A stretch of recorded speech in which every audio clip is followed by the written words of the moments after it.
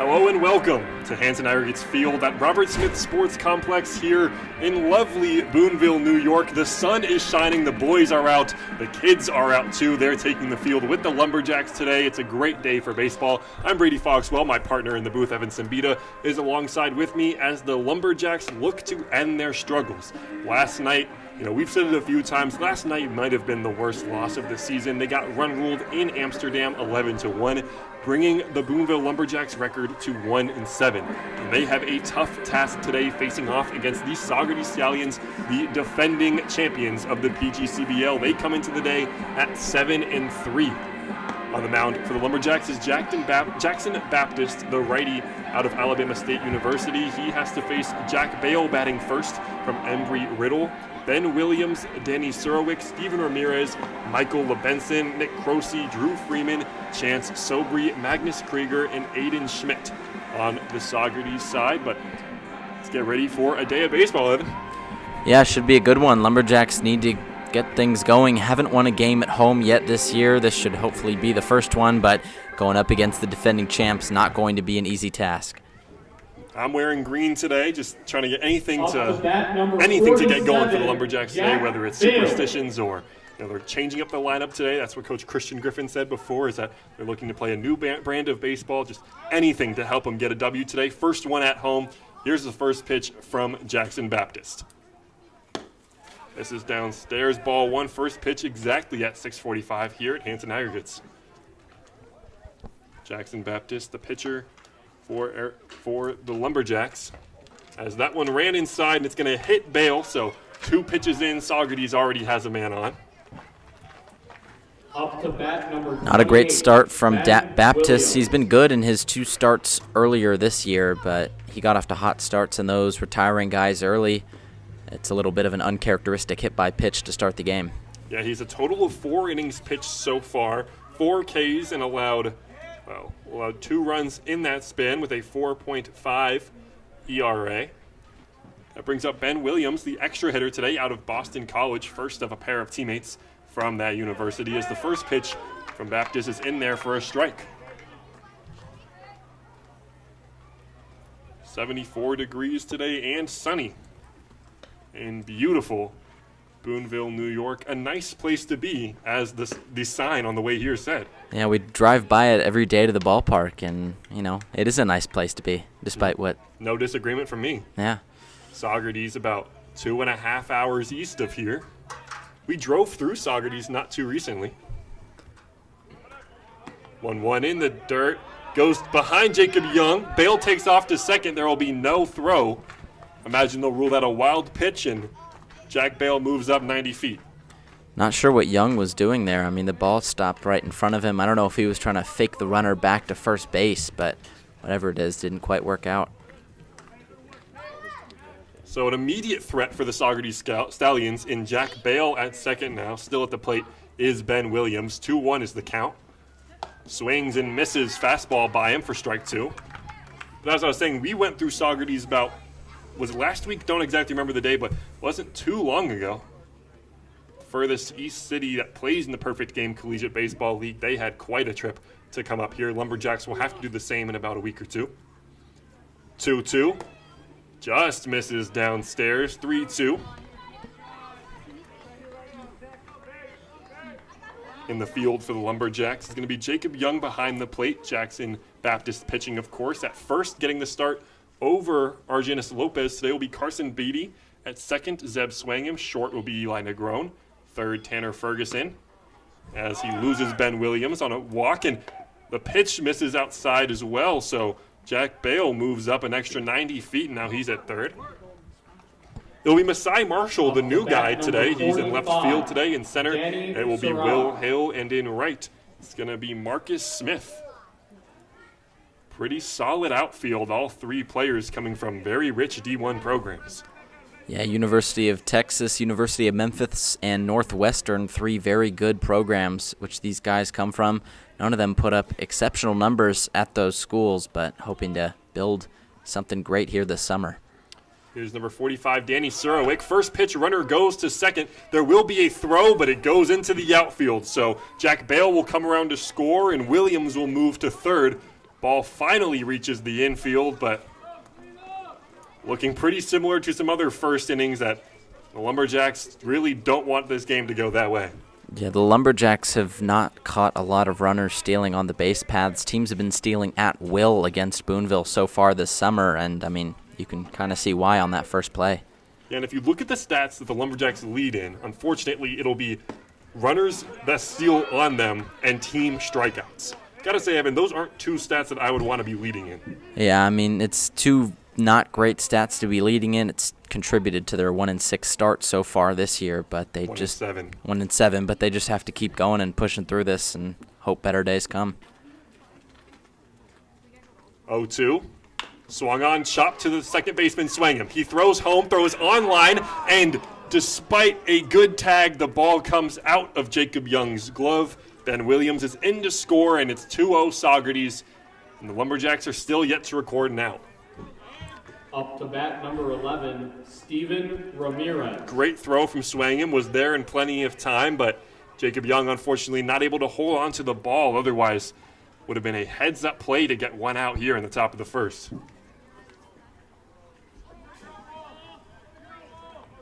But Danny Surowick now reaches first base. It'll be Steven Ramirez, the shortstop, out of Siena. First pitch in there, strike one. Zeb Swangham and Eli Negron up the middle, playing double play depth. Eli Negron, he's been pretty hot at the dish. Yeah, homer for him last night against Amsterdam. It was a long one, too. He's been one of the better hitters at the plate in these last 5 games, and he needs to keep it up. Especially after starting the season 0 for 10. Now, of course, you know, I got to say, take a little pride in myself. I felt that the bat would get going. You, Evan, of course, did as well. And it's glad to see that we were both right. A player of his caliber, he's got to heat up eventually, and it seems that he has early into June.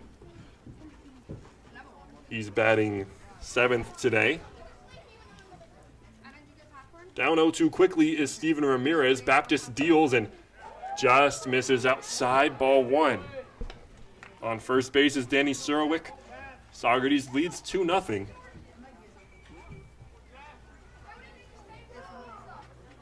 Lumberjacks lineup today looks very different than it did just 8 games ago for opening day, yet the struggles still seem to persist no matter who they throw out there.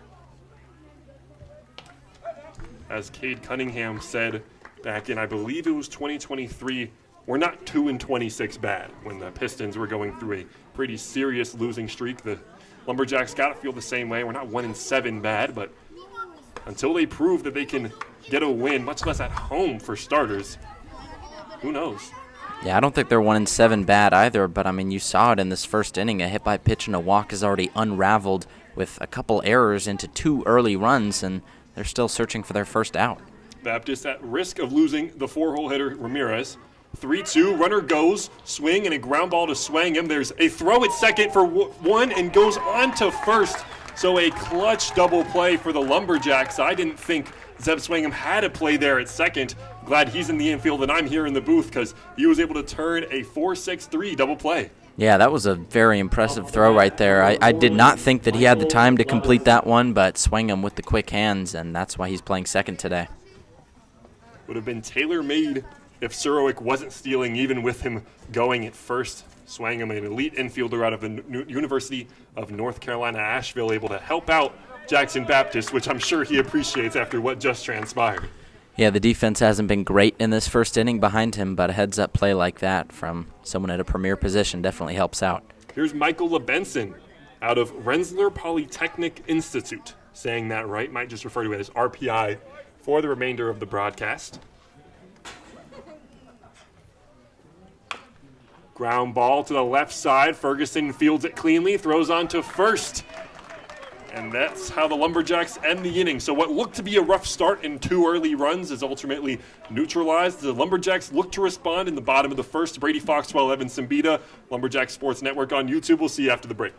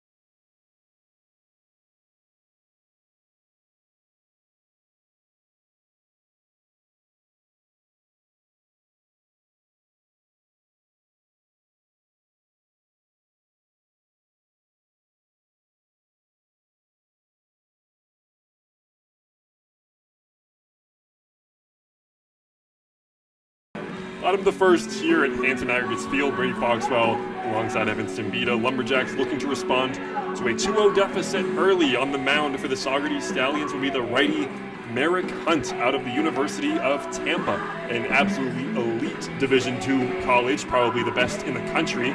His task will be Kanias Davis, Tanner Ferguson on deck, and Marcus Smith in the hole today. A little bit of a different lineup. Ferguson usually batting fifth. He had the day off yesterday, comes into today. He gets the 2 spot. Kanias Davis, the extra hitter today, will not be found in the field out of Alcorn State University. Currently in the transfer portal, as is about 85% of this Lumberjack squad.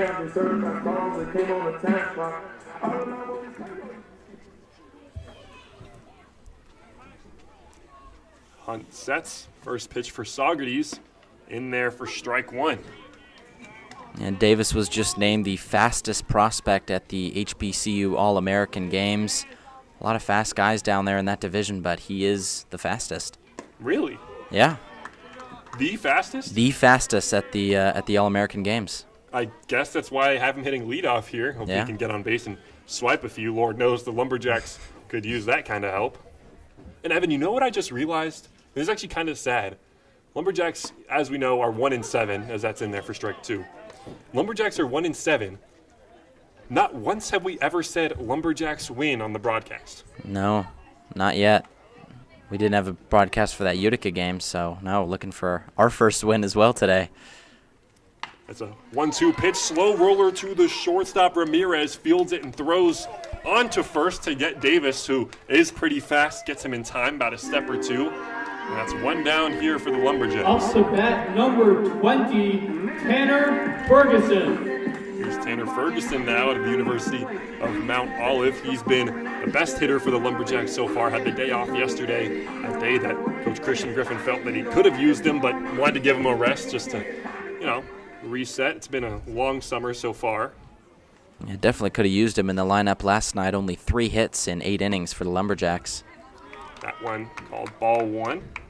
And Ferguson, 474. That's 9 for 19 on the year. 6 ribbies in that time. Gets on base over half the time with a 577 on base percentage. And the field is pretty good too. 1-0. Misses down low. Same spot for ball 2. Yeah, Ferguson, when the PGCBL released their weekly average leaders, he was second. He was the only Lumberjack player to crack the top 3 of any hitting category, but glad to see him off to a hot start. Here's the 2-0. Swung on, fouled back towards us. Got to credit the PA guy, Braden. He didn't move an inch, and that one was coming closest to him.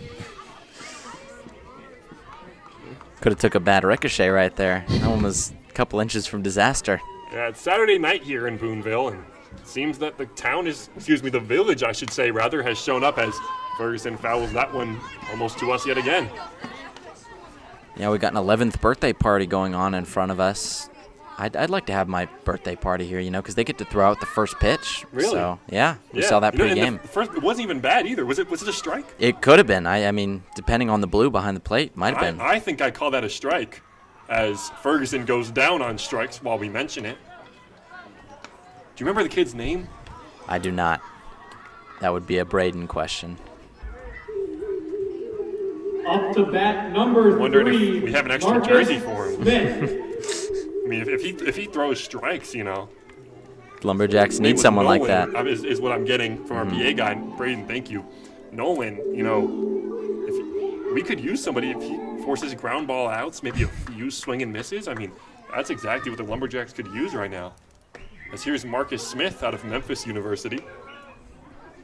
Yeah, Smith has struggled a little bit in just 2 games, only 1 hit, which was a home run here at this park just a couple days ago, but not a lot going on the contact side for him so far. Swing and miss at the off speed right there. He's quickly down 0-2. Evan, if you went 1 for 7, imagine a game goes into hypothetical. Game goes into extra innings. Let's call it 12 innings. You get 7 at bats, but one of those is a homer. Is that a good game or a bad game? If the homer's in extras? Home run placement doesn't matter. Just know that you hit one over. And you grabbed 4 RBIs, which is what Marcus Smith has so far. You grabbed 4 RBIs. Of course, that wasn't all in one game. But yeah, I'd say that's a good game. I mean, clearly if the game went to extras, if you don't have that home run, your team loses. So, yeah, I'd say so. Didn't think about it like that. Well, Marcus Smith, anyway, a premier bat. Coach Christian Griffin very excited about adding him to the lineup. You can see he's hitting third as he goes down on strike, something that's become an issue with this Lumberjack team we've seen early. But Lumberjacks down 2-0 here in the first. We'll head to the top of the second. You're listening on YouTube. Brady Foxwell, Evan Simbita. See you after the break.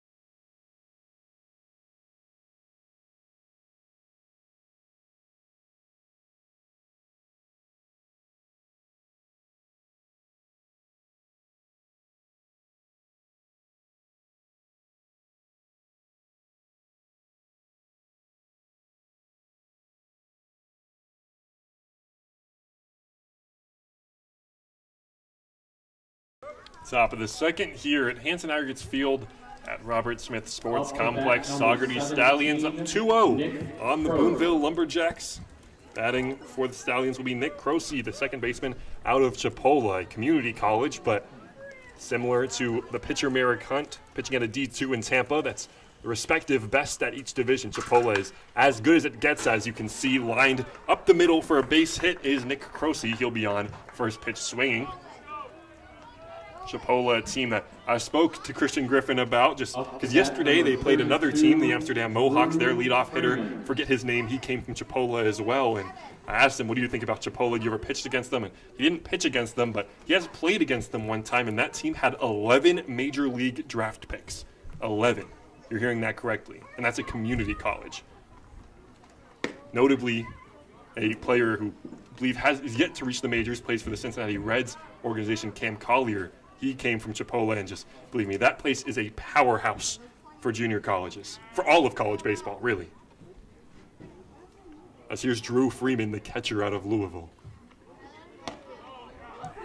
1-1 after the fastball's in their first strike.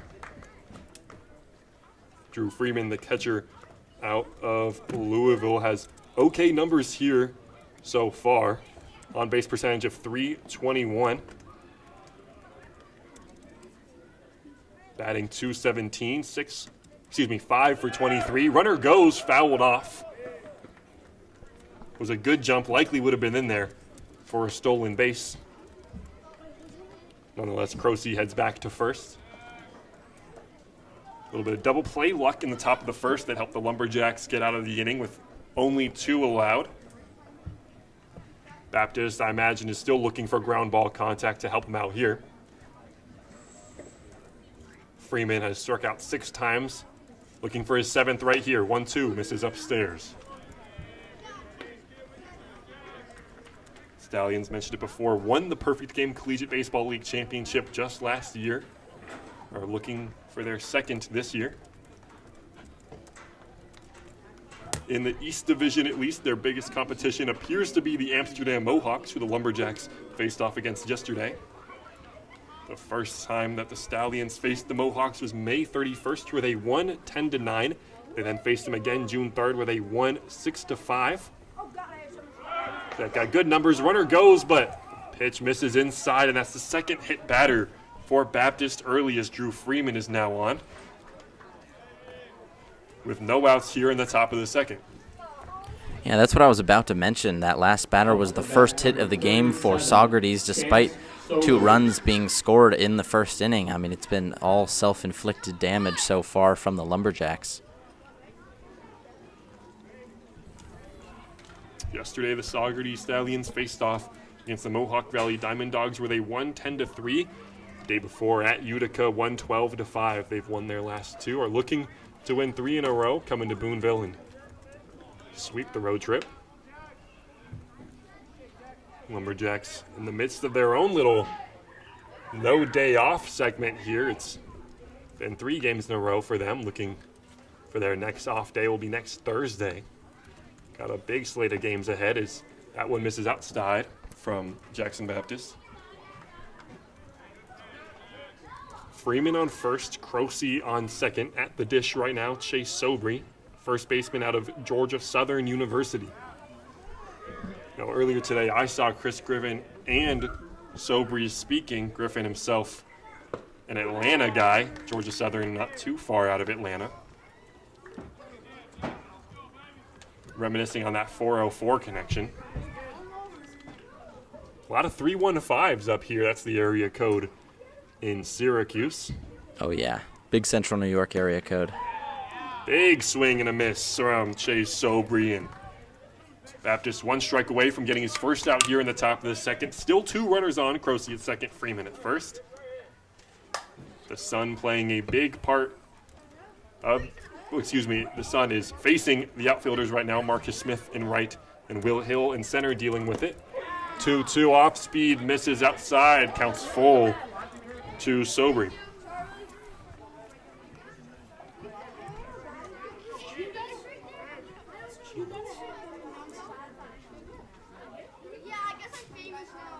Chance Sobry batting .333 on the year. Ground ball to the right side, foul.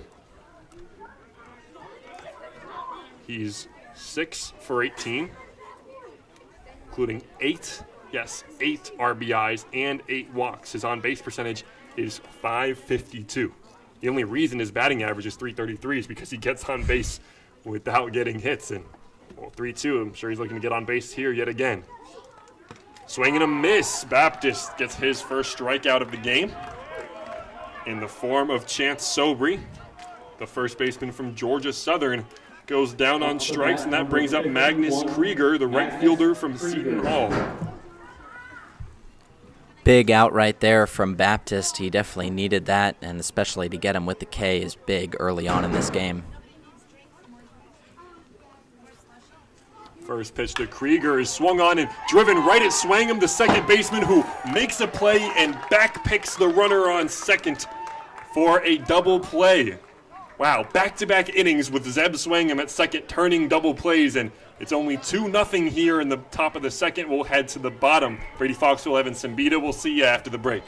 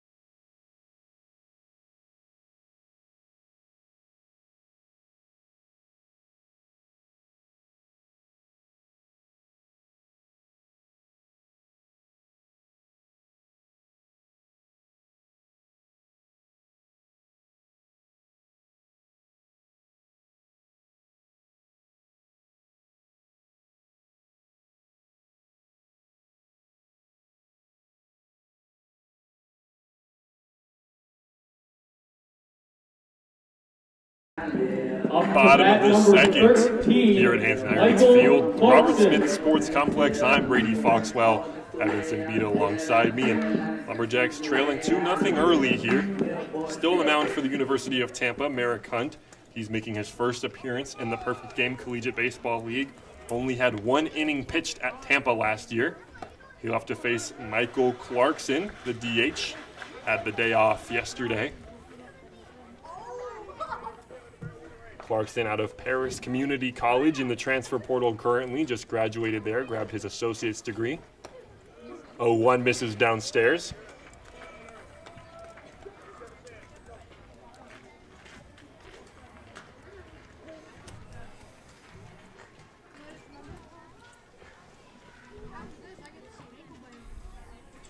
1-1.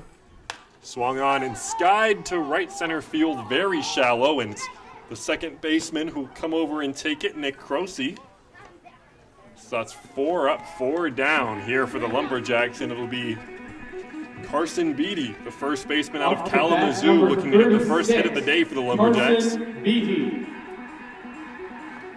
First time he steps in the dish here at Hanson Aggregates Field, the home of the Lumberjacks. He arrived just 2 days ago, I believe. Looking to make an impact. He played yesterday, but wasn't able to get anything going. Yeah, 3 at-bats yesterday, 2 strikeouts from Beatty. He's really young. He's a freshman out of Kalamazoo College, but he should get things going later in this season. Takes that 1-0 pitch in there for a strike. Coach Beatty from Kalamazoo College. Not the only member from Kalamazoo College for the Lumberjacks. Also Eric Shepard, the pitcher. He's off today. 1-1 in there. Strike 2 catches the outside part of the plate. On deck for the Lumberjacks right now is going to be number 28, Masai Marshall, another new guy, literally drove up here. He's from New York City, Manhattan, as he was telling us. Nixon 5 for anyone at home. 1-2 misses downstairs. Marshall comes from Northwestern University. It's what we were mentioning earlier is that he's got the outfield on paper looks pretty elite. They're still looking to be put together in real life, as we can see. Yeah, statistically, they should be the best outfield in the league, but I guess we'll see as time goes on. Yeah. Results more important than analytics here in the Perfect Game Collegiate Baseball League, as Beatty now moves to 3-2, looking to get on base for the first time. Anyone in white doing so today. Gotta say, I think this is the biggest crowd since opening day. I think it is. 3-2. In there for strike 3. Beatty goes down looking, and that's just his third now in 4 at-bats thus far. Up to bat number 28, Masai Marshall. Here's Masai Marshall. First at-bat in the Perfect Game Collegiate Baseball League. His job is to get on base by any means.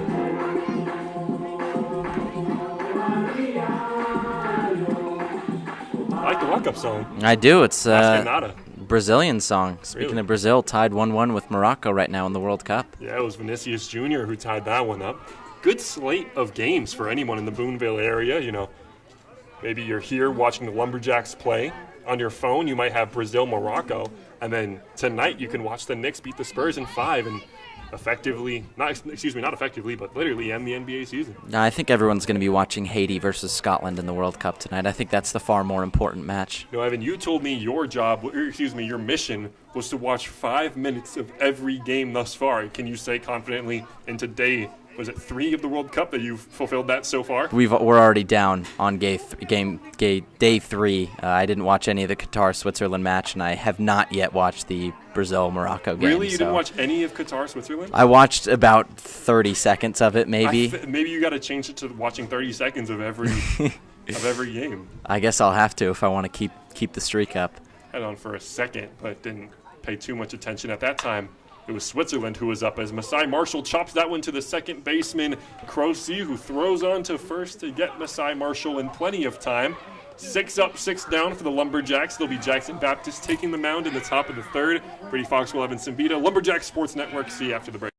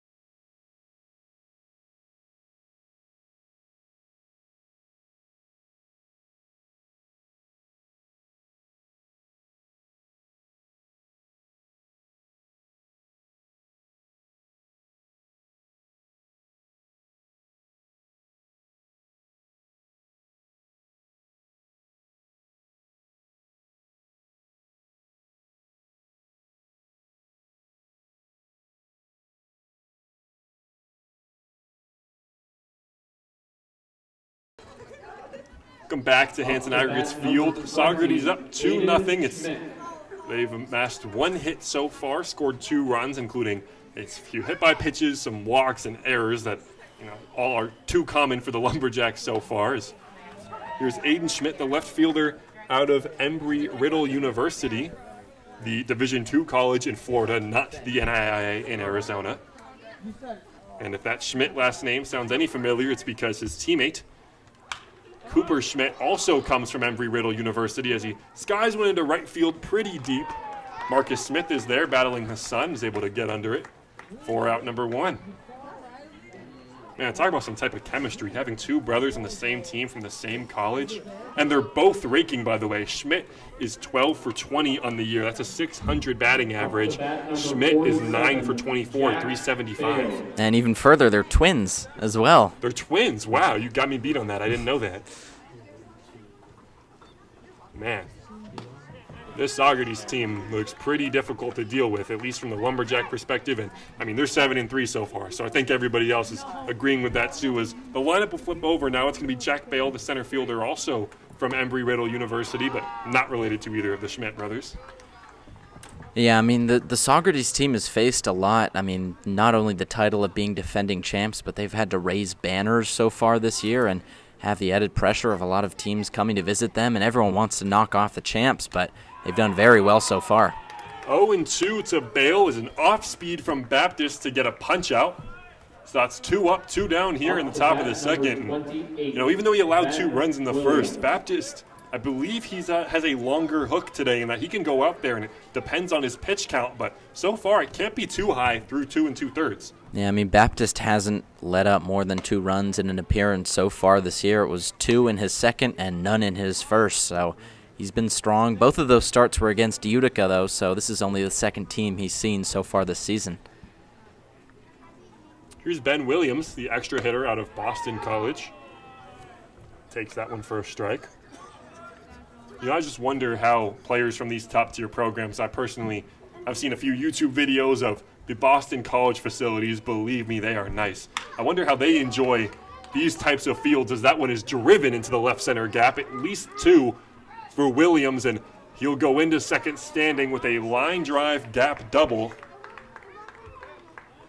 So it's runners in scoring position now for Danny Surowick, his teammate from Boston College. Danny Surowick. Couldn't be too easy for Jackson Baptist. I mean, that one was lined on a rope to left center.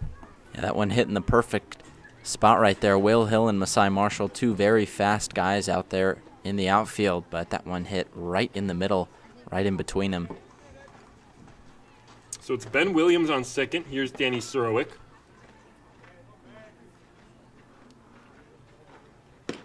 First pitch, fastball in there, strike 1.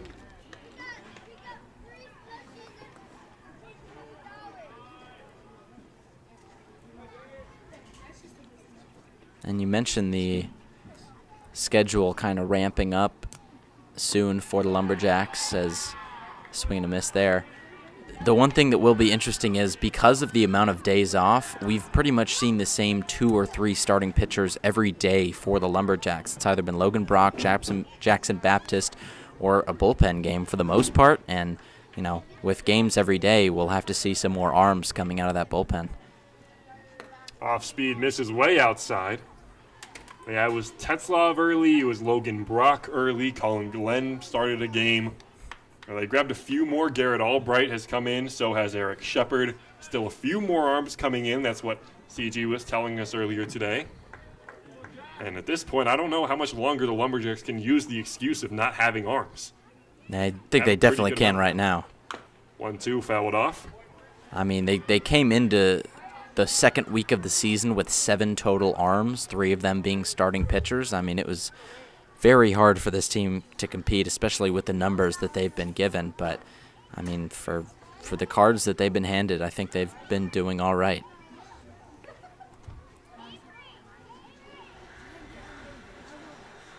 1-2 towards the backstop. Might have been a little bit of a cross-up between Jackson Baptist and his catcher, Jacob Young, as it didn't look like that was a wild pitch. I guess that's what they score it. Ben Williams moves up to third now. Still 2 outs, so it's got to be a base hit to score the run. 2 strikes, 2 balls, and 2 outs here to the 3-hole hitter Serwick. The pitch misses down low. Serwick thought about it, checked his swing in plenty of time.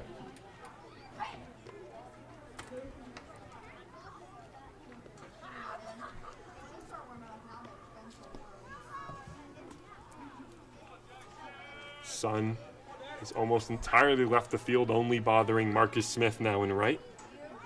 Saugerties still up 2-0 here, as that one is hit pretty well to right field, but right at Marcus Smith, who comes in on a line to get the 3rd out of the inning. Jackson Baptist doing pretty well through his top of the 3 innings. We'll head to the bottom of the 3rd. Brady Foxwell, Evan Simbita. See you after the break.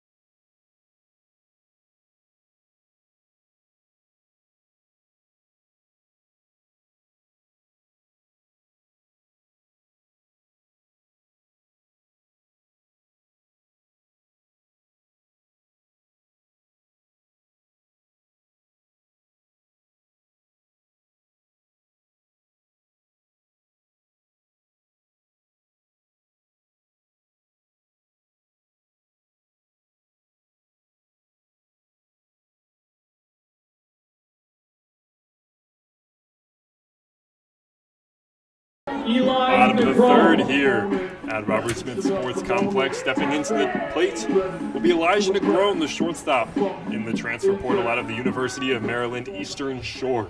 He's been hot at the plate, as we were saying earlier, homered yesterday, and it was a long one, homered off of a Wake Forest, someone who played for Wake Forest. He was a righty. I think was it 96 that he turned on to left? I think it was, yeah. Absolutely juiced that one to left field, and I mean, a great pitcher too, Nicholson from Wake Forest. He had a 10.8 ERA in his freshman year, but a very bright prospect, and Negron took that one way deep. Late on the fastball from Hunt, who's still on the mound out of Tampa.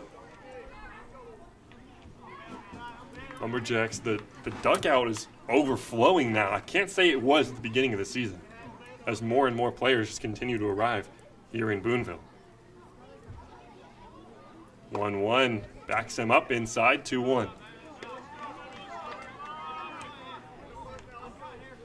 I remember in the last game against Utica, the last home game, I should say, that the Lumberjacks ultimately lost 16-18. I remember we were talking about Capri Pizza and what we had tried. Since then, we went back and got some more food. Evan, how are you feeling about it now? I'm feeling great about it. I mean, I went back. Even better? Even better, I'd say. Yeah, I had the calzone the first time, and I went back and got pizza, and I think the pizza was better, to be honest. I mean, the calzone was amazing in its own right, but I think the pizza had more to offer in some ways.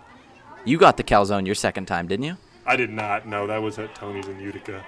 I went with the pizza as Negron stays hot, gets on base by any means. He's the first base runner for the Lumberjacks, takes a 5-pitch walk. Stay hot, Eli. Number 2. No, I went with the chicken ham pizza, whatever you went with. It was pretty good. It was pretty good, yeah. I enjoyed it. I always go with the meatballs, too. I know you've kind of shied away from the appetizers, but... It's all about the protein. Meatballs, pretty good source, though, but... Anyways, here's Zeb Swangham. He's been killing it in the infield so far, second baseman today. Also plays short and third as well, out of the University of North Carolina, Asheville. And you said he was struggling a little bit earlier. That is true.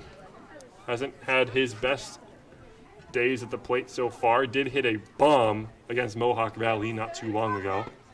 Fastball runs inside. It's in the dirt, and Negron steals second, heads up base running, and man, he's been killing it. As we're mentioning, Zeb Swangham, he's 2 for 17 so far, hitting 118. One of those a homer, has grabbed 5 RBIs in that time. And in the field, he's been perfect. 6 for 6, 16 assists, 8 for 8, including his 2 chances today. Yeah, and he was amazing in the field these first couple innings. I mean, probably saved a couple outs for his pitcher, Baptist. And with the way these Lumberjack games go, those outs turn into runs. So, of course, not literal scoring opportunities there, but the way these things end up going for the Lumberjacks, I'm sure he saved a few hypothetical runs that would have put the Lumberjacks out of the game entirely, even this early in the game. Lumberjacks often playing from behind. Looking to not do that today, even though they're down 2 so far. But RBI opportunity here. 2-1 to Swangham with a runner on. In the dirt, Negron now moves to third and takes a big round at third. Of course, won't try and steal on the catcher Freeman, but just like that, Elijah Negron's walk. Now he's at third with no outs. Is this what it feels like to play the Lumberjacks?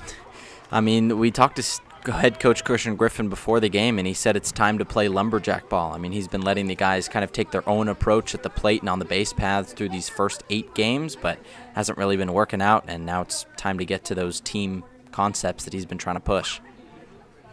3-1 to Swangham.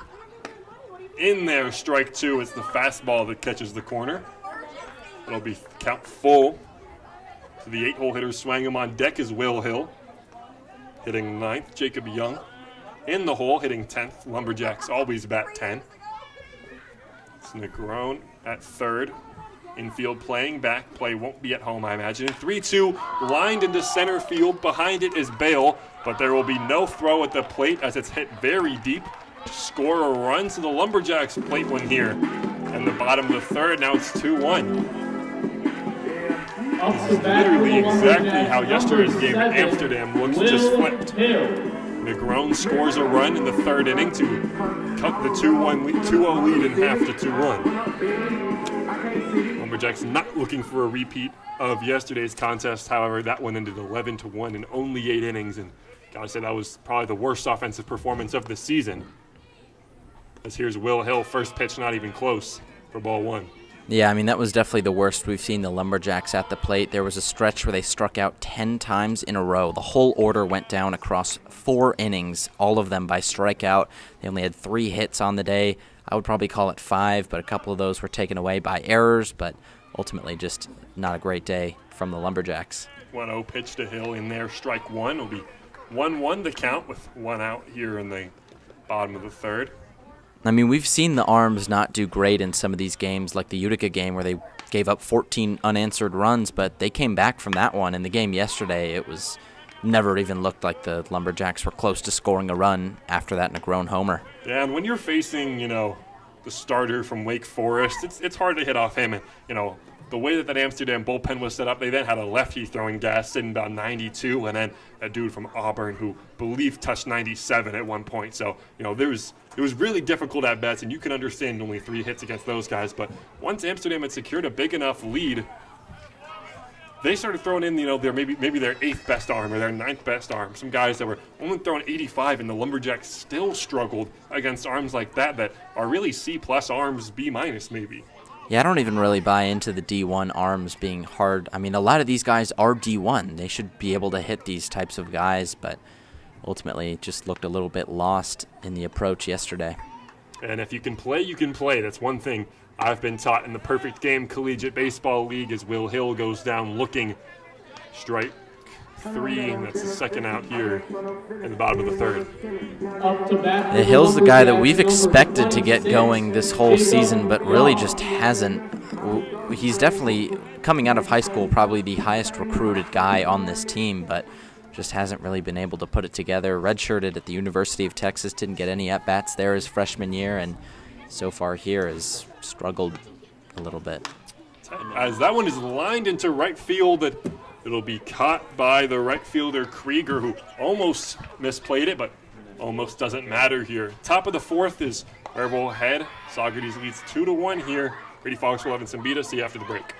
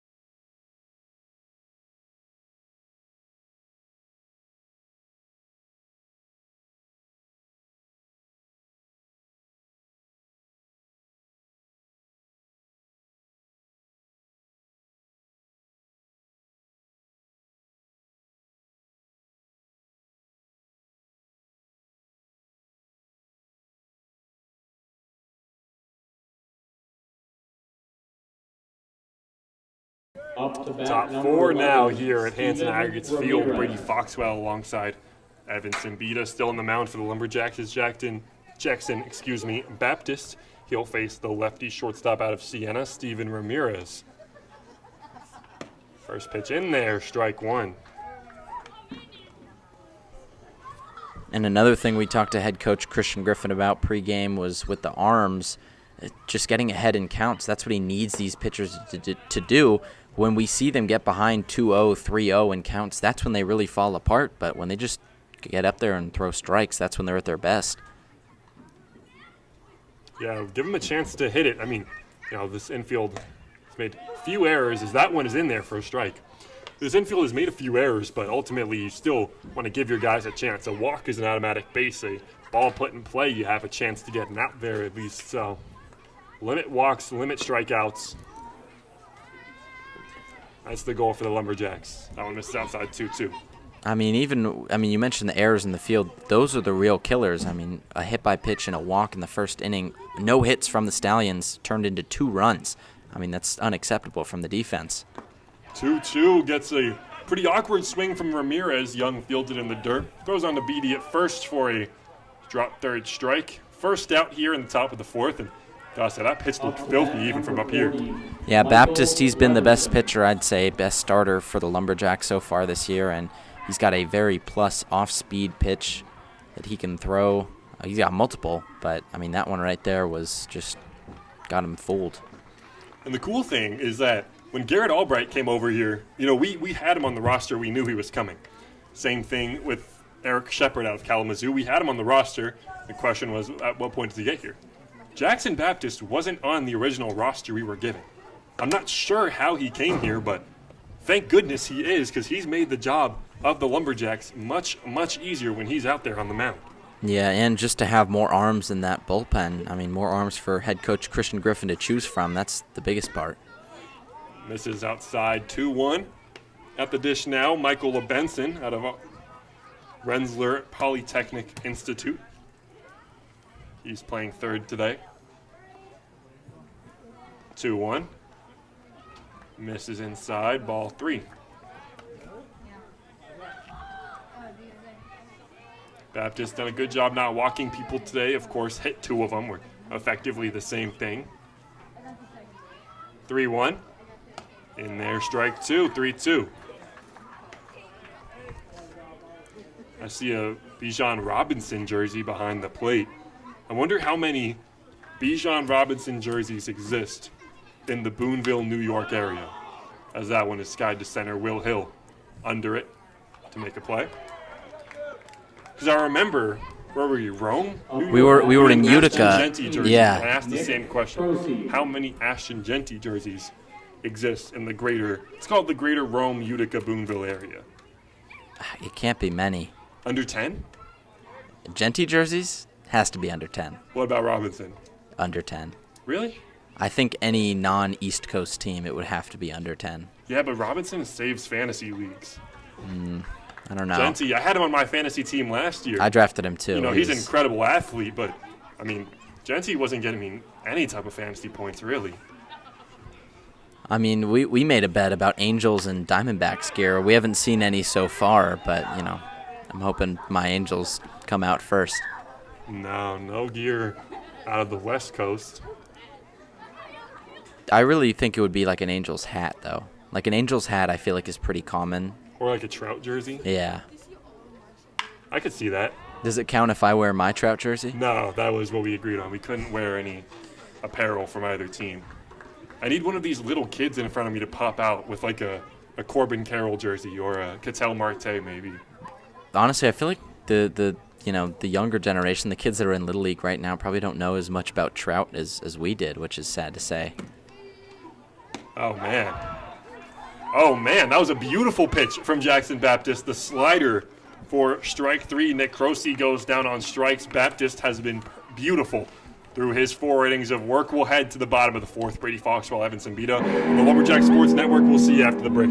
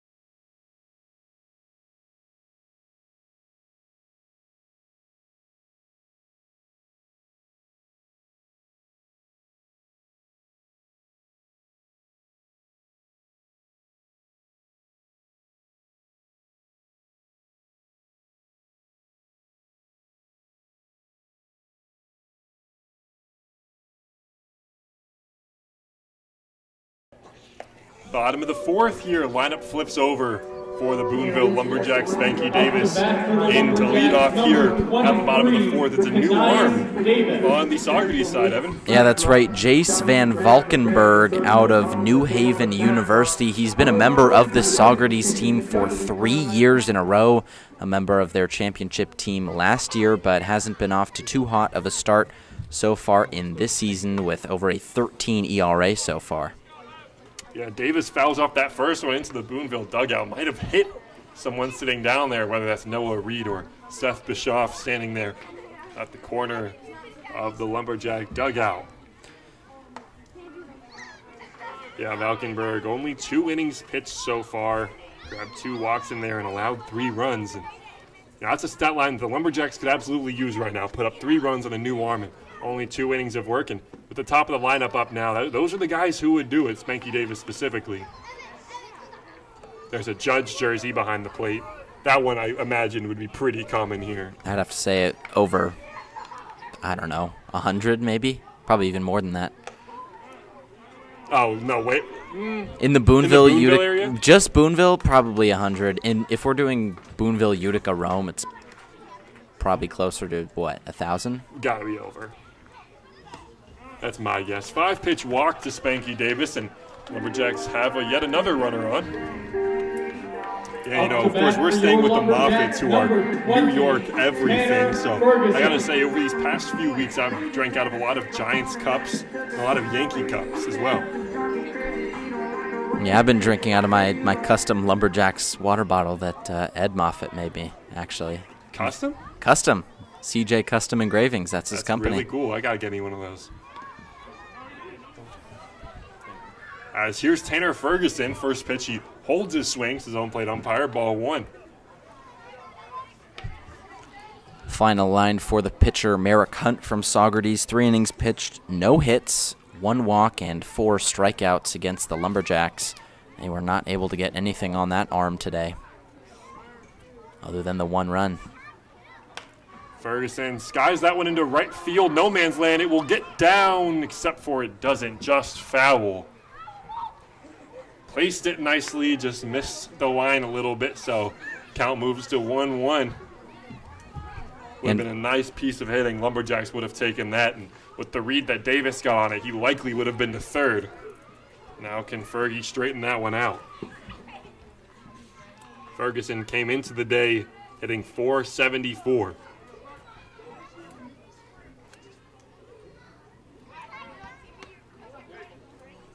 He struck out his first at-bat. 9 for 20, .450. It's pretty good at math. Still on base percentage over 500 though. He's walked quite a few times. 1-1 pitch just misses upstairs. 2-1. It's Gnias Davis on first, who's not taking a big lead, but takes a big jump once the first pitch is delivered. Yeah, he doesn't need that big lead. He's a really fast guy, as we mentioned earlier, the fastest out of the HBCU as he goes right here. He takes off right on cue, and he's in there, safe by a mile. Beats the throw from Drew Freeman, the catcher. Got a great jump right on cue. You were mentioning it. And I got to say, when Elijah Negron walked back in the bottom of the third, he got to second and third very quickly. Gnias Davis at least to second, an RBI position for Tanner Ferguson now. Ferguson takes a big hack at the 3-1 pitch, but swings through it, 3-2. Yeah, and this is what Christian Griffin mentioned. I mean, you just got to get runs any way possible, playing a new brand of baseball here in Boonville, and you know, any way you can manufacture runs in the small ball, that's what's going to help you win more games.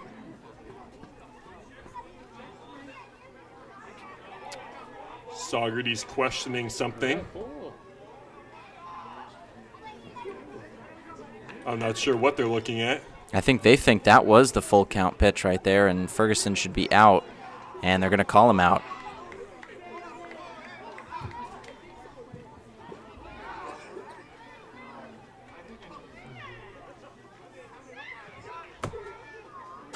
So Ferguson goes down on strikes? I guess. I mean, we had that one as 3-1 on the scoreboard, but up to bat number 3. The call on the field is an out. Smith. Everyone's a little confused on that one down on the field. Christian Griffin arguing with the home plate umpire, but nothing you can do about that. All right, well, here's Marcus Smith now. So Ferguson goes down on strikes for the second time today. Here's Smith out of Memphis. Also struck out his first at-bat. RBI opportunity here. Wasn't too long ago that he sent one over the scoreboard here at Hanson Aggregates. That one low for ball 1. So maybe they said Ferguson did go around on the check swing? That's what I got to be thinking. Yeah, I guess that's what the call had to be. They didn't signal that on field at the time, though. Well, Marcus Smith definitely checks his swing right there. 2-0 now, it's the 3-hole hitter. Davis at second, playing 9 games with the pitcher Van Valkenburg. Pretending to go to third, not sure if he actually will. 2-0, catches the inside part of the plate, strike 1.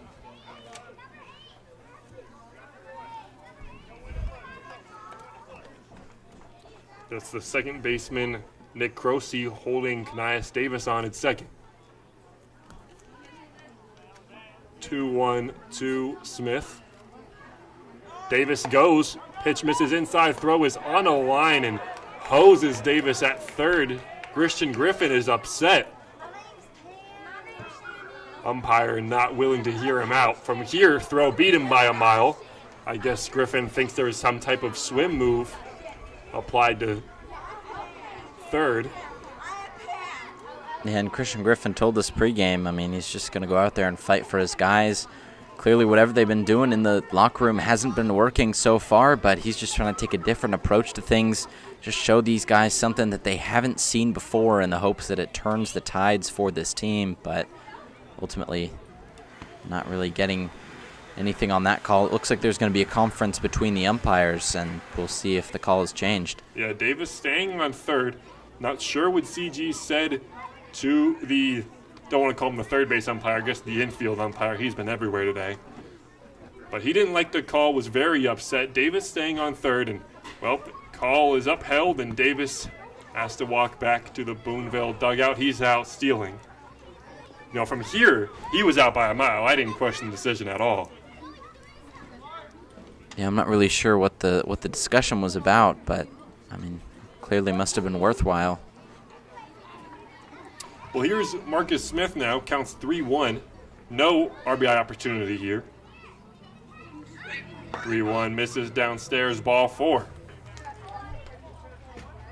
So instead of first and second with 1 out, it's Marcus Smith on with 2 outs. Here's Michael Clarkson now.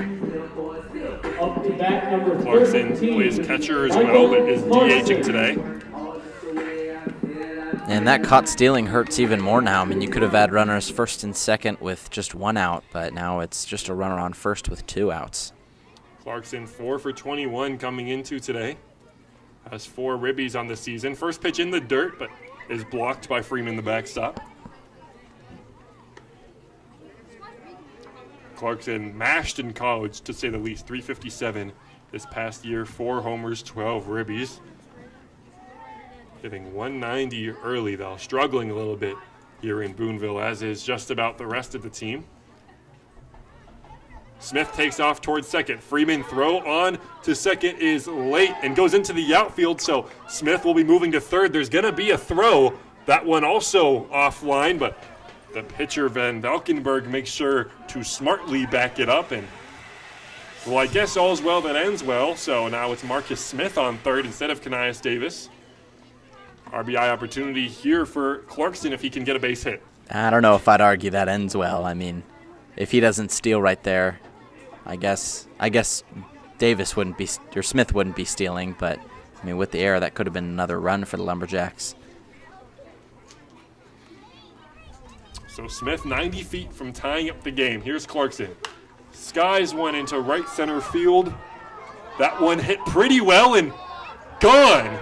Michael Clarkson with his first of the season. And that one just kept going and going into the trees. Michael Clarkson was due for a homer eventually, and, well, he gets one, and the Lumberjacks are now up front 3-2 here in the bottom of the 4th. Yeah, and he has been due for one. I mean, he's been one of the best hitters on this team power-wise. I mean, we see it every day in BP. This guy absolutely mashes baseballs, and, you know, he's been one of my picks to get one out of the ballpark before these games. He was my pick last game, didn't get one out, but I'm glad to finally see him take one deep. I mean, he definitely deserves it. Didn't play yesterday because of some congestion. Was a little bit under the weather. I talked to him earlier today. He said not doing that much better, but clearly well enough to hit some bombs. It was Magnus Krieger in right and Jack Bale in center who were both converging on that ball hit to right center field. I figured one of them would eventually look up, but they just kept on looking up, and that ball sent pretty deep into the trees as the local kids of the Boonville area chased that one down in hopes of exchanging it for an ice cream cone. Yeah, the right fielder Krieger trying to direct the kids out there to the ball, trying to help them out to find a souvenir. Can see at least 2 out there looking for the ball. We had to start the season. It was only Farber who had a homer as Beatty rolls over to second, and bottom of the 4th comes to an end, but without some damage being done from the Lumberjacks side. It's 3-2 here at Hanson Aggregates. We'll see you after the break.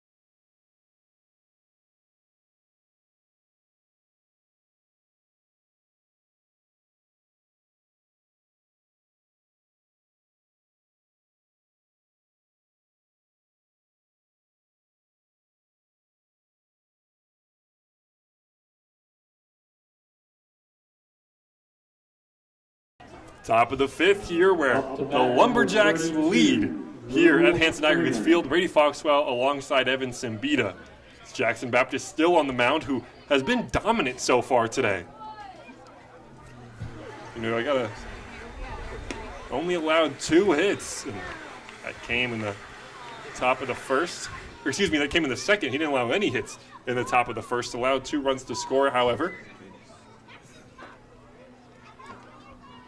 Lumberjacks only have 1 hit to their name. And it was a long one from Michael Clarkson. I mean, shoot, if those are the only hits you're going to get, might as well make them homers. That one misses outside. I mean, 2-1. through the first couple games here at this ballpark, it's been not a lot of home runs. The first 4 games, there was only 1 home run, and that was from an Oneonta player. But the last 2, there's been 3 home runs from the Boonville side. Strike 2 here. Yeah, I remember against Oneonta, it was Blake Fortunato who crushed one into the trees off the bat. I figured he got all of it. That one from Clarkson, I guess, you know, he's a very big guy, and, well, I guess I didn't think he got all of it. I mean, clearly he did, because that one was sent into the trees, and Clarkson, with just the amount of raw power he has, he doesn't even have to entirely hit a ball for it to leave the yard. But he crushed that, and I'm sure he's not complaining, as the Lumberjacks are in a pretty good position in the mid-half of this game. That one is skied into right field, very shallow, and it's Swangham moving to his left to make the play, and he does. He's been fantastic in the field so far. Up to bat, number 37, Chance Sober. Yeah, and the kids out there in right field behind the fences are still looking for that home run ball. They've moved all the way to center field, which I don't think it was hit. I know the ball's not over there. No way. It looked like it kind of went in between those trees, kind of next to the lodge sign right there. But If you got it, would you A, keep it, B, give it to Clarkson, or C, trade it for some candy? I think I'd give it to Clarkson. 12-year-old Evan here, not 12-year-old current day Evan? 12-year-old Evan is probably trading it in for some candy, if I'm being completely honest. Right now, I'd probably give it to Clarkson, but 12-year-old Evan, I don't think he's smart enough to do that. Clarkson in the transfer portal, a guy who still keeping his options open for this upcoming fall and spring. Here's Chance Sobry, the first baseman out of Georgia Southern, the lefty. Count moves to 2-1. I remember last game against Utica, that one Lumberjacks ultimately lost. My prediction was that it would be Michael Clarkson who would hit a home run. Of course, it was Eli Negron and Marcus Smith that day, as that one is hit sharply to Swangham at second, who that's his 4th attempt of the game, and he's still perfect. Fields that one on a hop to get Sobry. Up to bat, number 51, Magnus Krieger. Here's Magnus Krieger, the right fielder out of Seton Hall. You know, funny story about Seton Hall. So my uncle played baseball for Florida State University. This was like the 1974, I want to say, was the year. And he was pretty good, got drafted by the Braves, ultimately didn't sign. But my uncle played baseball for Florida State and lost to Seton Hall in the College World Series. So for my entire life, I've kind of had it out for Seton Hall. Just, you know, once I was told that story as a kid, it's kind of always rooted against Seton Hall with the chances. And well, with the Lumberjacks not grabbing any players out of Seton, and you know the opposing teams grabbing players from Seton Hall as well, it's makes it a little easier to not cheer for them, at least. But Magnus Krieger is with a bit of a slow start to the PGCBL as he goes down on strikes for strike 3. A beautiful inning of work for Jackson Baptist, who has been dealing through 5.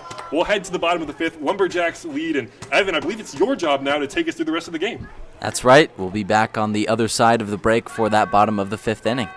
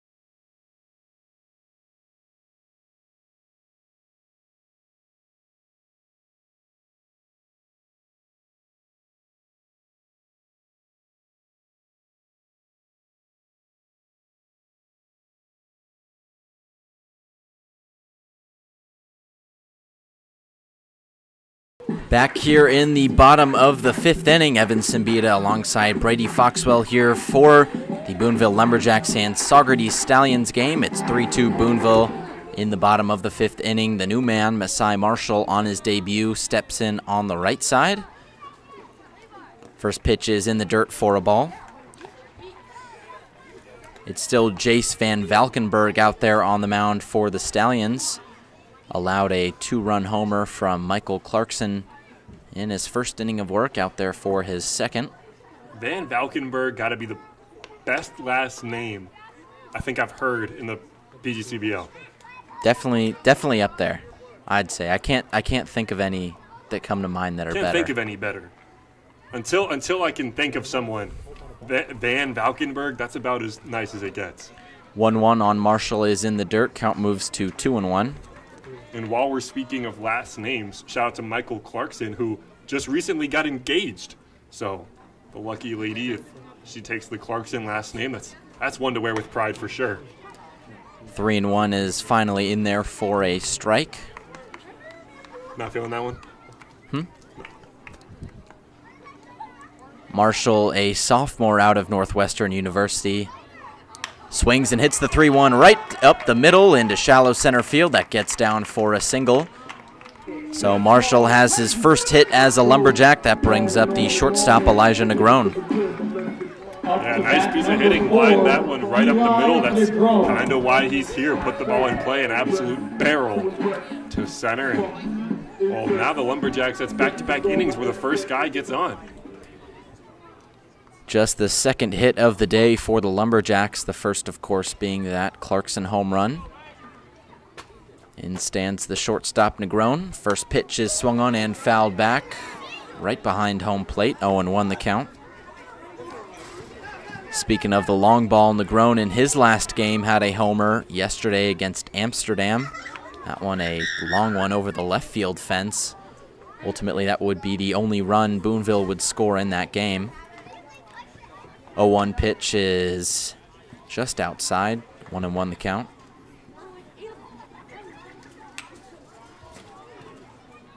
Negron's numbers at the University of Maryland East Shore don't jump off the page. 244 average with a 367 on base, but a very solid hitter at the D1 level. 1-1 is checked on in the dirt. It pops up, and the catcher Freeman can't find it. Masai Marshall goes over to second base in there standing, and a wild pitch there on Van Valkenburg. Yeah, Negron, a great RBI opportunity for him. And, just think about his last 2 games played on the 9th against the Blue Sox. He homered here at Hanson Aggregates and then had an off day on Thursday. Friday, they were back at it against the Amsterdam Mohawks, and the lone run was a home run for him. So he's looking for his third consecutive home run here. And, well, if he were to get it right now, I can't think of a better time. Swing and a miss on that one. Count moves to 2-2. Only previous at-bat in this game, Negron walked. Ultimately was the third run of this game off of the Clarkson homer. 2-2 pitch is in the dirt. Count runs full. Yeah, even from here, I could see the movement on that pitch. Looked like a changeup or some sort of off-speed with some late bite, and that's a big league take from Negron. A yes, yes, no type of take, and count moves to 3-2 because of it. Here's the payoff pitch, swung on and hit into left field. Ranging back on it is Schmidt, and that one is gone.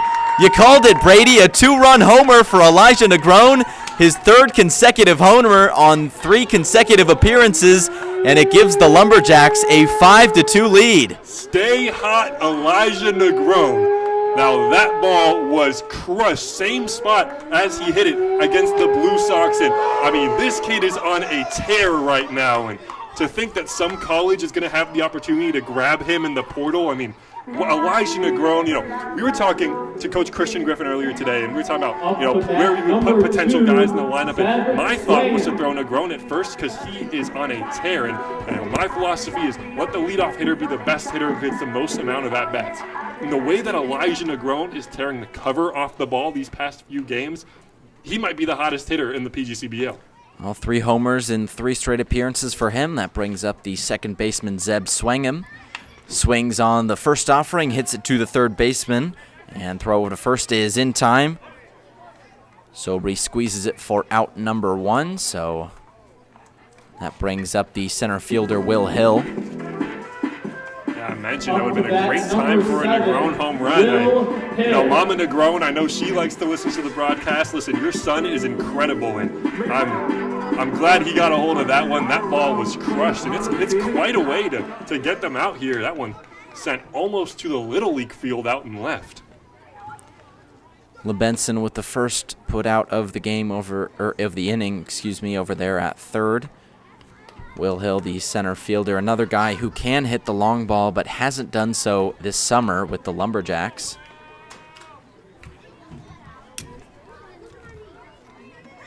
.0 is not in there, just misses outside. And the umpire here tonight likes to do a little bit of a fake. He turns to his side and then ultimately calls it a ball on some of these close pitches. I think that's for you, Evan. He wants to throw you off. 2-0 is swung into center field. Ranging back on it is Bale. This one is gone. Bale says it went through a hole in the fence, however. Not sure what they're going to call this one. It looks like it went through the gap in between the gate out there in center field. He crushed it. Deepest part of the yard. It's a 12-foot fence out there. I guess the umpire's got to meet. I think this one's going to come back, though. There's a gate out there in center field. There's a small gap just about 2 baseballs wide. And it looks like... Oh, and they're calling it a home run. So Will Hill gets his first jack of the year on a ball that didn't leave the yard. Lumberjacks get away with one right there, but it's a home run regardless and a meeting at the mound, prompted by 2 straight homers in this inning. Yeah, I mean, whether or not it looked like a home run, I guess that's not up to us. Home plate umpire says it's a home run, and well, it was only a matter of time before Will Hill finally got one. That one he crushed to the deepest part of the yard. It says 365 out there in center. It plays deeper than that, especially with the 12-foot wall. It's hard to get one out there, and Lumberjacks now lead 2-6, and this is what looks to be the best game. Of course, I don't want to jinx it, but this is the most sound game of the year they've played so far. Yeah, I mean, Will Hill right there. I mean, that was... The cameras might not be able to grasp the gate out there, but it's a double-door gate out in center field, just wide enough for a baseball to fit through. Obviously, if that was a chain-link fence, it would have just hit off of the wall and probably been a double, maybe triple for Hill, but instead... It's a solo home run, his first of the year. Pitching change here for the Stallions. We'll be back on the other side of the break.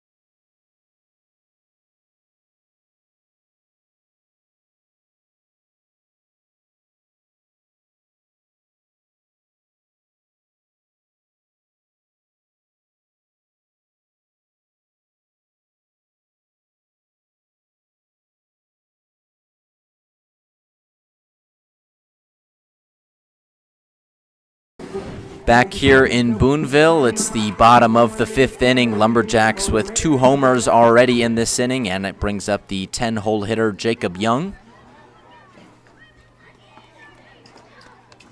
First pitch is up high on Young. 1-0 the count. Young has been the only player of the game so far this year for the win in Utica for the Lumberjacks. Looking to add another one to the resume here today as the 1-0 is upstairs, 2-0 the count.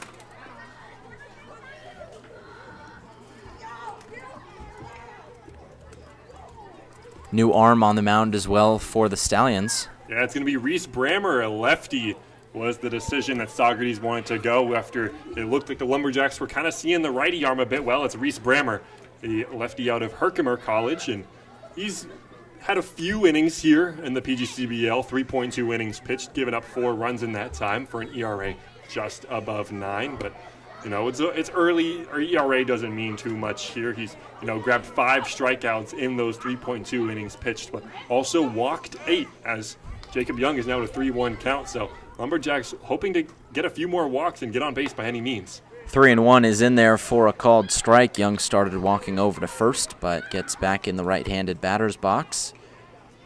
Christian Griffin, this is something he told us pregame he wanted to avoid, getting ahead in the count 3-0 and then regressing to a full count. Here's the payoff pitch, that one outside, and regardless of the 2 strikes, Young gets on via walk. That brings up the leadoff man, Kanias Davis. Yeah, by any means possible. Jacob Young with a great at-bat there. He struggled a little bit in his last game played against the Utica Blue Sox. Yeah, by any means to get on, he draws a 6-pitch walk, so makes the pitcher work a little bit, and now he's on. Of course, it's a lefty arm, so it's going to be a little difficult to take any free bags off of Reese Brammer here, but we'll see what the Lumberjacks can do as the lineup flips over. Davis takes up high, 1-0 the count. So far today, he's grounded out to short and walked. Ultimately stole a base off of that walk and then was caught stealing at third. Here's the 1-0. Just outside, 2-0 the count. The runner Young still at first, just 1 out in this inning.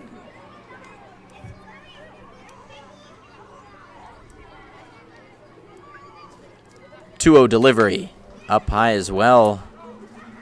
And Brady, the velo on Brammer doesn't really look to be that high as some of the guys that the Lumberjacks had to face last night.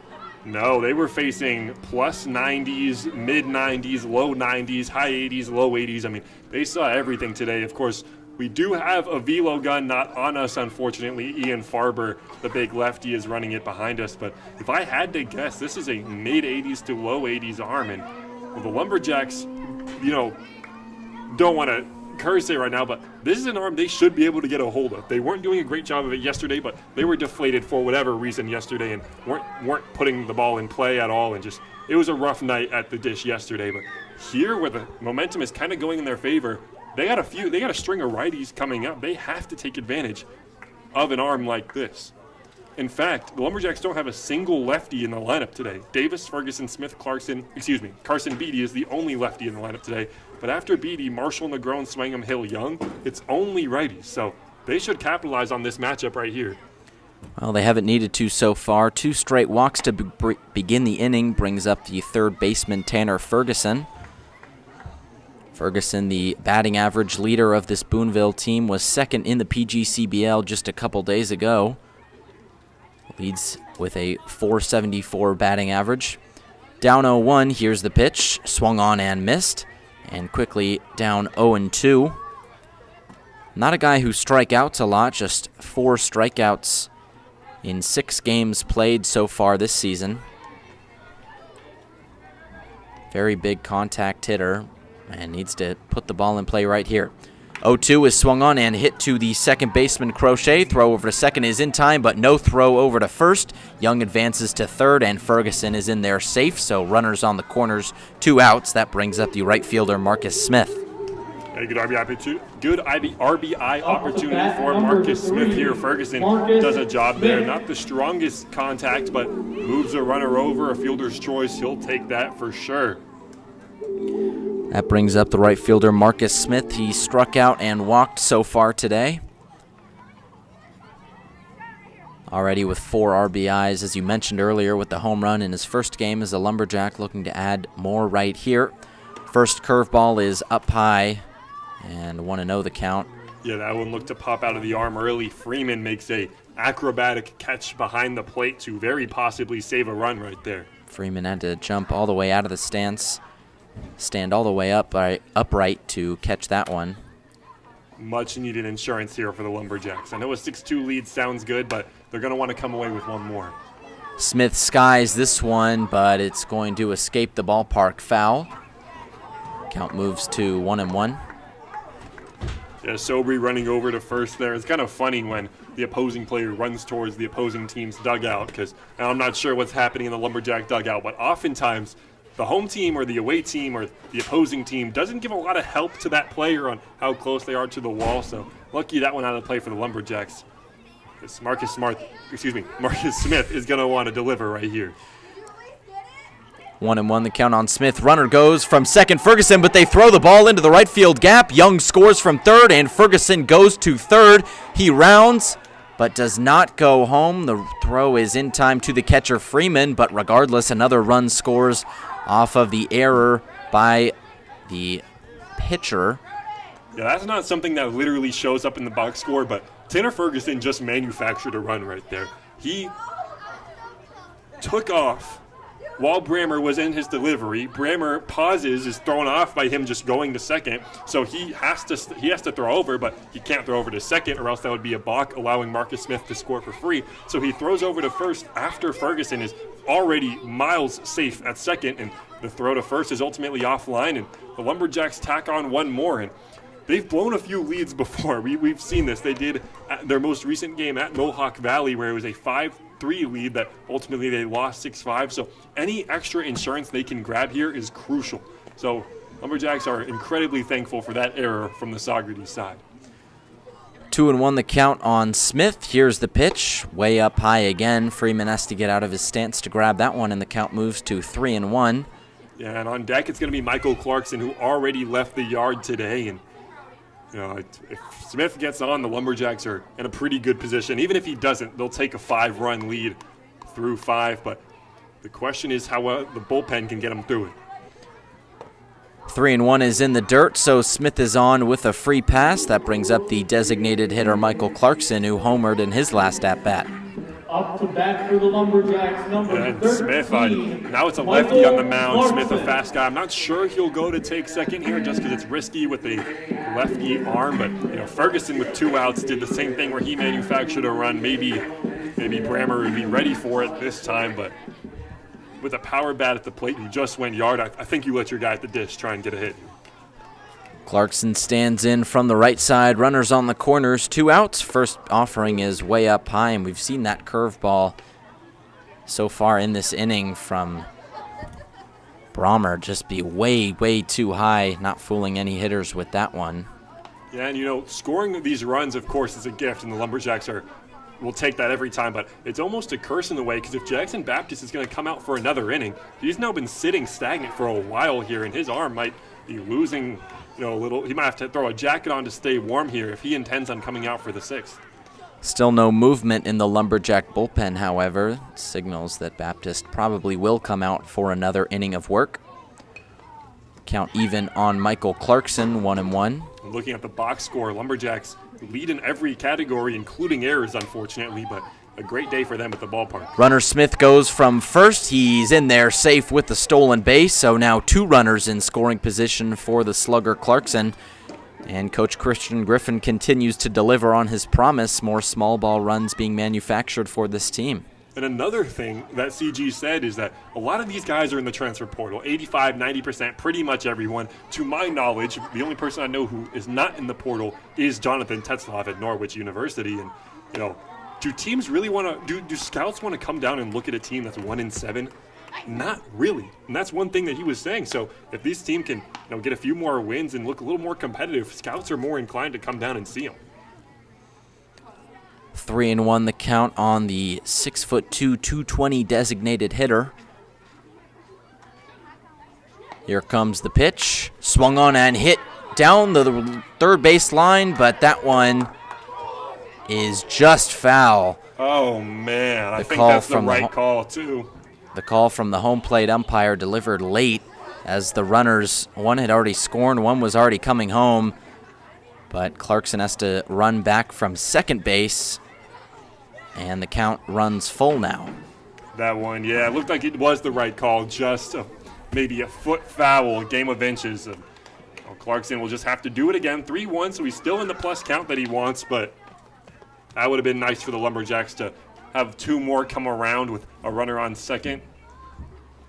Instead, it's two still on here. Count is full on Clarkson. Runners are going on this one as the pitch up high. And a walk for Clarkson juices the bases for the first baseman, Carson Beatty. Yeah, now's Beatty's chance to sign. He came in yesterday, didn't do too much at the plate. Today is also 0-for as well. So with the bases loaded here, it's a lefty-lefty matchup. So not the best analytically for Beatty here, but right here is why you prove that you deserve to play today. RJ Lopez gets the rest day at first. Beatty, now's the time to solidify your spot with the bases loaded. First pitch is inside on Beatty, still looking for his first hit in a Lumberjack uniform. Hasn't got on base in his 5 at-bats yesterday and today. Ahead quickly in this one, 1-0 the count, 2 outs. Bases are loaded, Lumberjacks leading 7-2. 0-1 pitch is swung on and missed. Count moves to 1-1. Yeah, Beatty looked like he wanted to take a home run type of hack at it, but ultimately it kind of looked like a sword to me. A little awkward swing for strike one. Beatty, a left-handed batter, right-handed fielder out of Kalamazoo. That pitch inside as well, 2-1.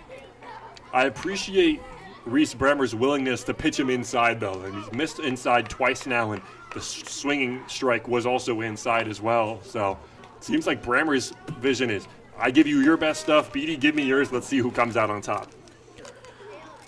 2-1 the count on the Michigan freshman. Here's the pitch, swung on and fouled back and out of play above the Saugerties dugout. 2-2 the count. Beatty's got a battle here. Can't go down on strikes. At least put it in play and give your guys a chance. Beatty at Kalamazoo only had 3 at-bats in his freshman year. Wasn't able to get on base with just 1 strikeout in those 3 appearances. Count all even, 2-2. Here's the pitch. Almost hits him at the knees, and instead the count runs full. This is a great situation for the Lumberjacks to be in. Full count, 2 outs, bases loaded. Ahead by 5 runs here in the bottom of the 5th inning.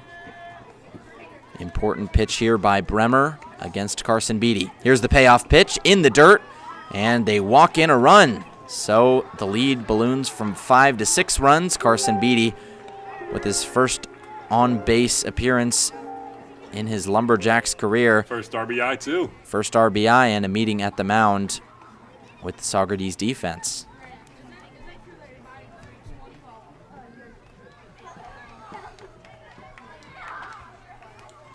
So Marcus Smith moves over to third, Michael Clarkson goes to second, and Carson Beatty at first. That brings up the left fielder Masai Marshall, who already has singled in this inning. The Lumberjacks have fully batted around in this bottom of the 5th. Bremer's going to stay out there. Saugerties convinced that he can get through this inning. Lumberjacks have had 3 straight batters get on with 2 outs.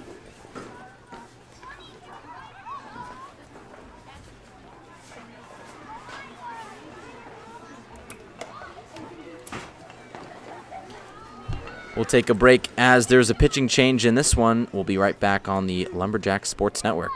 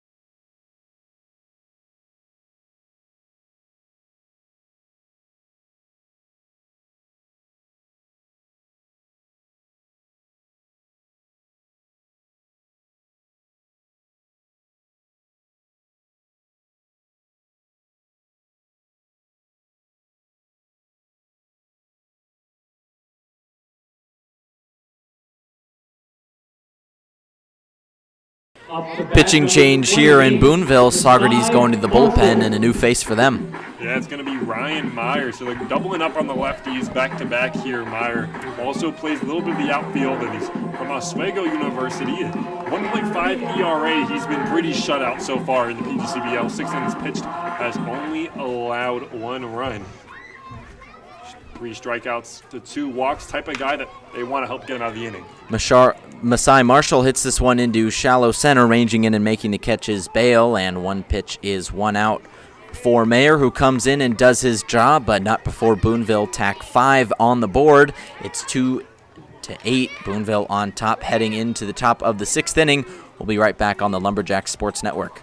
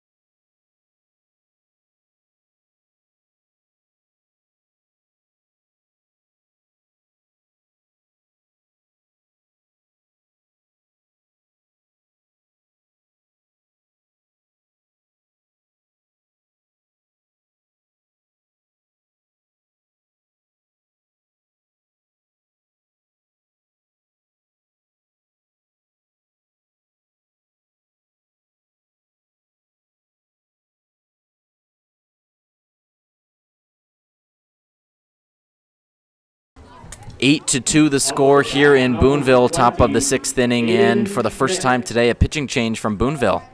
Yeah, so they end up not going with Jackson Baptist to continue the game. Instead, hand the keys to the lefty, Spencer Biggerstaff out of Oklahoma City University. Has a 2.7 ERA on the season. That's in 6.2 innings of work. He's gotten 5 Ks in that time. 5 innings pitched for Jackson Baptist. The line for him, 2 hits, 1 walk, 4 strikeouts with 2 earned runs in those innings. First batter up for the Stallions in this inning, Aiden Schmidt, the left fielder. Flew out to right his first time up today. Takes that one for a strike, 1-1 the count. You know, oftentimes it feels like the opposing team is always batting around in the Lumberjacks, and you know, it's kind of crazy that this time it's the Lumberjacks who keep getting these offensive opportunities. 1-1 on Schmidt, swings and misses on that one, and the count moves to 1-2. Saugerties surprisingly down in this one. We mentioned earlier they're 7-3, also the defending champs, but they've really been getting guys out of ball games early. They've been tacking on runs in the early stages of games, as the 1-2 misses there from Spencer Biggerstaff. Count moves to 2-2. Yeah, it's an 8-2 lead right here for the Lumberjacks. Gotta say, it's the first time we've seen them up this much this late. This one popped high into foul territory and escapes out of play. Beatty can't track it down. Count stays at 2-2. Question is if they can hold on or not. Schmidt out of Embry-Riddle College. Added .246 for them as a sophomore this last season. Faces a full count here against Biggerstaff. Here's the pitch way up high, and Schmidt reaches on a free pass. That brings up the next hitter in this order, and the leadoff man, Jack Bale. Yeah, you want to get the first guy there, especially because no lead is safe here in the PGCBL. Want to get the first guy, especially after having him 1-2 there. It's a little unfortunate, but you got to trust in Biggerstaff stuff here to ultimately help out the Lumberjacks in this inning. Bale was hit by a pitch as the first batter of this game and struck out in his second AB, now up there for the third time. And Jacob Young catches that one, stands up, and tells his pitcher Biggerstaff, settle down, just trust your stuff, you got it here, just throw a strike, see what happens. 1-0 is in there for a strike. He does just that and delivers on that one. Count moves to 1-1. Bale also out of Embry-Riddle. That's actually an aeronautical university, but they also play Division II baseball there, as the 1-1 is in there for a strike. Two straight. Yeah, I'm all too familiar with Embry-Riddle from Arizona. There is a school out there. It's the counterpart to Embry-Riddle as well. That one has some sports teams at the NAIA level rather than the D2 level, but Aeronautical University. That one dropped in there for strike 3 by Biggerstaff. 3 straight looking strikes against Bale. Gets him down for the first out of this inning. And that brings up Ben Williams. Yeah, so Young tells him, trust your stuff, throw strikes, and well, that's exactly what he does and gets the K there. Backwards at it, too. Williams, the extra hitter here today. Walked and doubled so far in this game. Second offering from Biggerstaff is in there for strike 1.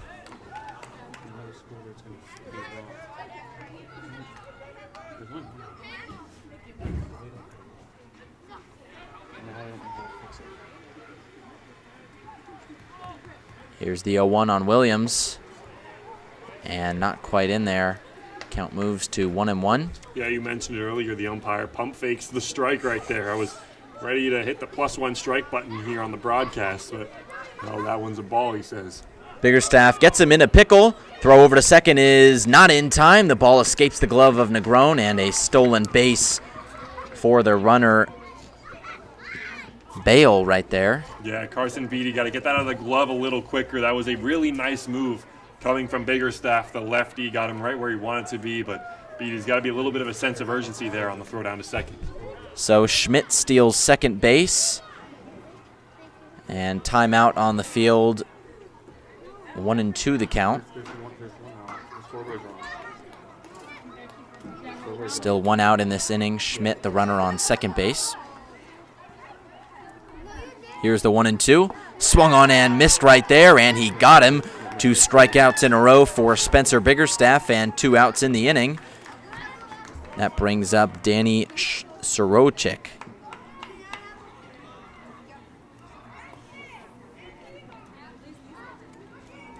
Yeah, Biggerstaff, pitches are moving well. Walked the first guy, but had him in a plus count to start. Ultimately just lost it. But if he's able to get out of this inning with no runs given up, I mean, he'll deserve those high fives on the way back to the dugout. First pitch on Sorowik is in there for a strike. So far in this game, Sorowik reached on an error and flew out to right field. Big fan of the first pitch off speed right there, catch him off guard. Here's the 0-1 from Biggerstaff. Off speed again, but this one misses just above the zone. Count moves to 1-1. Yeah, same spot right there, just a little up high, I guess, left it. Gets the ball call, wanted the strike right there. Sorowik out of Boston College playing some ACC baseball. Count is 1-1. Here's the pitch, swung on and fouled down the first baseline into the Boonville dugout. Count moves to 1-2. Sorowik, where he thrives, is out on the field as a first baseman and third baseman. 93 putouts, just 1 error in the last collegiate season.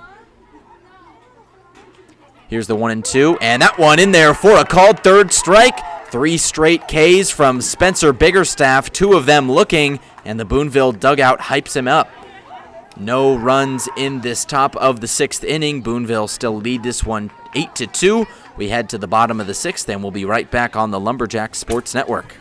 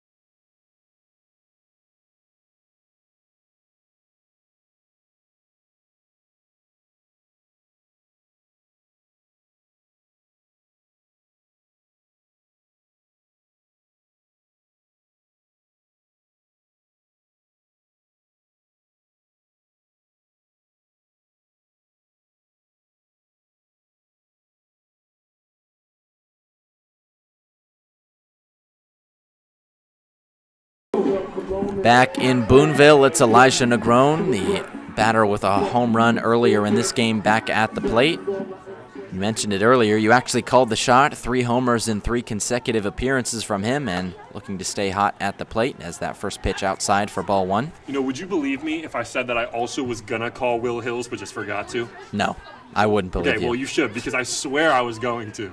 So, Eli Negron, I mean, he's been super hot at the plate recently. Of course he hasn't. To think that he was 0 for 10 to start the season. Lumberjacks are 1-7 right now in their first 8 games played. And I wonder if that's part of it, is that Negron, who is likely to become one of the better bats on the team, just hadn't warmed up yet. 3-0 the count on Negron here. 3-0 delivery, checks his swing on it, and it's a strike. Count moves to 3-1. Negron out of the University of Maryland East Shore, where he batted .244 in the last collegiate season. 3-1 pitch is swung on and fouled back, and 3-0 quickly turns to 3-2. I applaud the lefty Ryan Meyer on the mound right here. He's facing one of the tougher arms, goes down 3-0, doesn't lose him, instead responds with 2 strikes. Here's the payoff pitch. Inside on Negron, and he earns a walk, so Negron is on for the 3rd time today. That brings up the second baseman, Zeb Swingham. Up to bat, number 2. Yeah, Negron again. I've told this story before, but it's one I like telling. I got the time to actually talk to him about his time playing at the University of Maryland Eastern Shore and all the losing he went through there, and how he was on the team that finally broke that 55-game losing streak, and just truly a special player. And I can't wait to watch not only the rest of his season, but where he goes after his time spent here at Boonville. That one inside on Swingham, 1-0 the count. Runner on first, still no outs. Boonville on top, 8-2 here in the bottom of the 6th inning. Just want to throw out that walk there, a little uncharacteristic. Meyer, a guy who early in the PGCBL throws a lot of strikes and doesn't walk a lot of guys. It's only his 2nd so far this season. That pitch in there for a strike on Swingham. Count moves to 1-1. Swingham struggled in the last game against Amsterdam last night. 2 strikeouts, no hits on 3 at-bats. Here's the 1-1. Just outside, count moves to 2-1. And Evan, one more thing I'm thinking? I feel like every time Elijah Negron is up to bat and I'm doing play-by-play, I feel like I don't ever get to call any of his exciting moments. I feel like it's always your job to do that. 2-1 is swung on and hit too short by Swingham. In time for 1, and the throw in there for 2. A double play for Zeb Swingham means there's 2 outs in the inning, and brings up the center fielder Will Hill, whose homer I got to call on his last at-bat in this game. Yeah, he crushed that one, sent it way over the outfield fence in center field. No question as to whether or not it was a homer. That was Hill's first bomb of the PGCBL season, struck out in his first at-bat here today. Curveball is up high for ball 1. And yesterday, when they were facing a plus arm from Wake Forest, Hill had a very competitive at-bat, ultimately went down on strikes, but showed why he plays at the level he does. Forced a 9-pitch at-bat, ultimately went down on strikes, but truly a guy who can make a difference as he has in this game. Fans and misses on that one. The count 1-1. Here's the 1-1 offering. Just outside, the umpire shakes his head no, and the count moves to 2-1. Hill yesterday, as you mentioned, struck out in that one at-bat. That wasn't his only one of the day. Went down on strikes twice. And that one in there for a strike as well. Count moves all even, 2-2. Did have a hit in that game yesterday, though. Entered today with a .250 batting average. Does like the walk, though, with a .400 OBP. 2-2 is in there for a called 3rd strike, and Hill goes down for the 2nd time today on strikes. Lumberjacks go down 1-2-3 here in the bottom of the 6th inning. We'll be right back on the Lumberjacks Sports Network.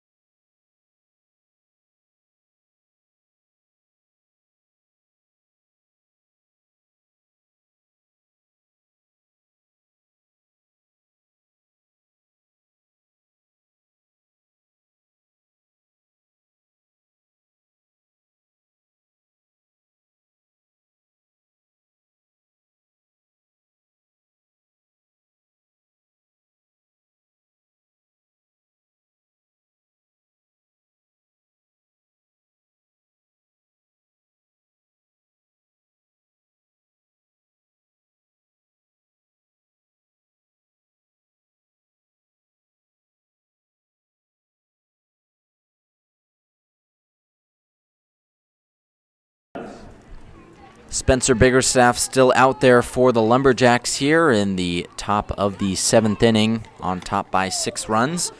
First batter for the Stallions is Steven Ramirez. Yeah, I think Jacob Young actually just stole a strike on that first pitch. It's one thing he's been working on is his framing, and right there he might have just taken one to start the inning. Ramirez, the shortstop today, takes that one up high. The count is 1-1. Ramirez, another New York City native. He's out of the Bronx. Here's the 1-1 pitch, swung on and fouled back to the press box. And that one moves the count to 1-2. And while we mentioned New York City, it is past 8:30 here Eastern time, so Game 5, I mean, they always have their antics at the start of the game, but Game 5 should be underway. This one hit to the shortstop, Swingham. Throw over to first is not in time, but Beatty makes the tag after being taken off of the bag, so it's still a good out in the inning. Biggerstaff gets the first man down, and that brings up the next hitter in the order, Mekhi Lemonson.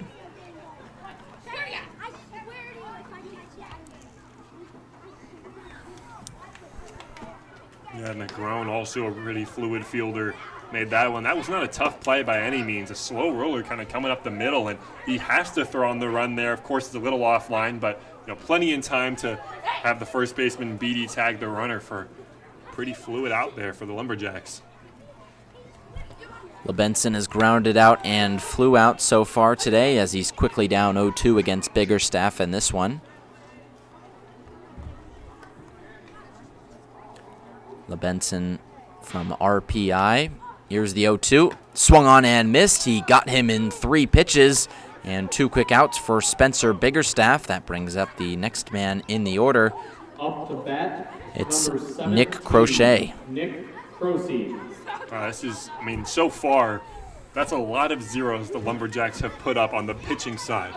And this appears to be their best pitching game so far, only allowing 2 hits so far. The Saugerties bats have been quiet through 6 2/3.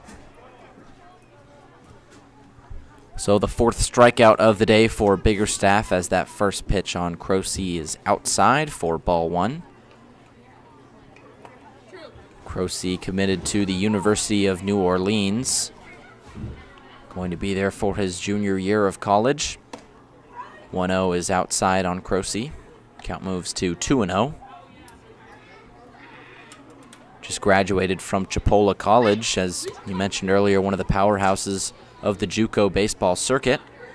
Ahead 2-0. Here's the pitch, swung on and hit into left field. That one gets down. Marshall ranging into the corner as Crocey goes to second. This one, extra bases and a stand-up double for Nick Crocey. They've got a runner on with 2 outs here in the top of the 7th. Yeah, that one had extra bases hitting all over it. Not quite, I don't want to call it off the end of the bat, but not an exact barrel, but hit it definitely really hard down the left field line, and Masai Marshall just shifted too far over to be anywhere close to that ball, rolls to the wall, and nice piece of hitting for the New Orleans commit Crocey, and possibly some late life for the Saugerties Stallions. Drew Freeman, the catcher at the plate now, takes strike 1. Biggerstaff, that's just his first hit allowed in this game today. Very impressive out of the bullpen from him so far. 0-1 count on the backstop. Here's the pitch. Swung on and hit to the second baseman. Swingham looks over to first and makes the play in time. So despite the double from Crocey, it's Spencer Biggerstaff still escaping this inning unscathed. It's 8-2 as it has been for a couple innings now. We go to the bottom of the 7th inning here on the Lumberjacks Sports Network.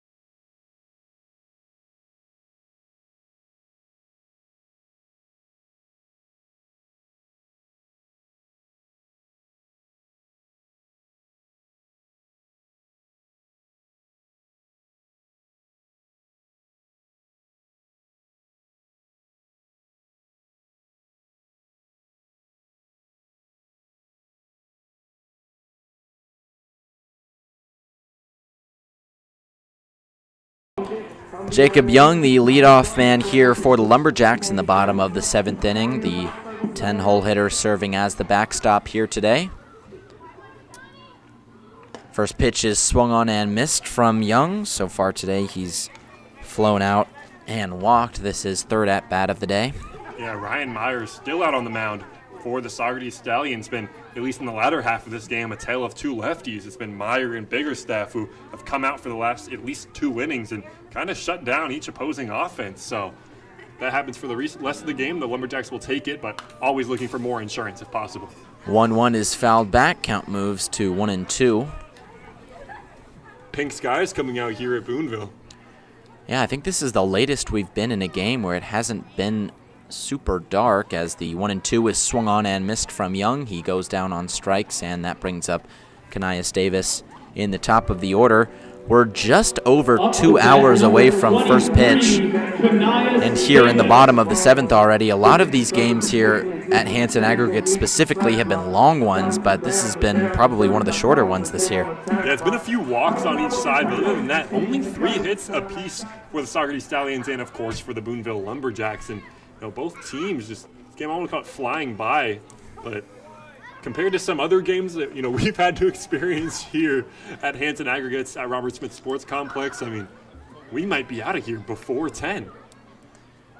0-1 on Davis is swung and hit into right field, ranging into foul territory and making the catch is Krieger, and 2 outs in the inning. That brings up the second hitter in this order, Tanner Ferguson. Yeah, unfortunately, the folks at home, the broadcast cut off, and you can't quite see just how far Magnus Krieger had to run to go and make that play. That ball was almost down the line. If he's had to really haul to get over there and possibly stole an extra base hit from Kanias Davis right there. Ferguson, the third baseman, watches as that one goes in there for a strike. 2 uncharacteristic strikeouts from the man on the hot corner so far today. So far this whole year, he only had 4 coming into the game, as he fouls that one back to the catcher and quickly is down 0-2. Other than the strikeout, reached on a fielder's choice and ended up coming home and scoring in the 5th inning. 0-2 pitch is up high. Count moves 1-2. Ferguson out of the University of Mount Olive. He's the average leader here on this Boonville team so far this summer. As he swings and hits this one high into left field, coming in and making the catch is Schmidt. And that will end the inning. The Lumberjacks go down 1-2-3, but still have 2 more innings to go for that elusive second win. We'll be back with the top of the 8th right here on the Lumberjack Sports Network after this.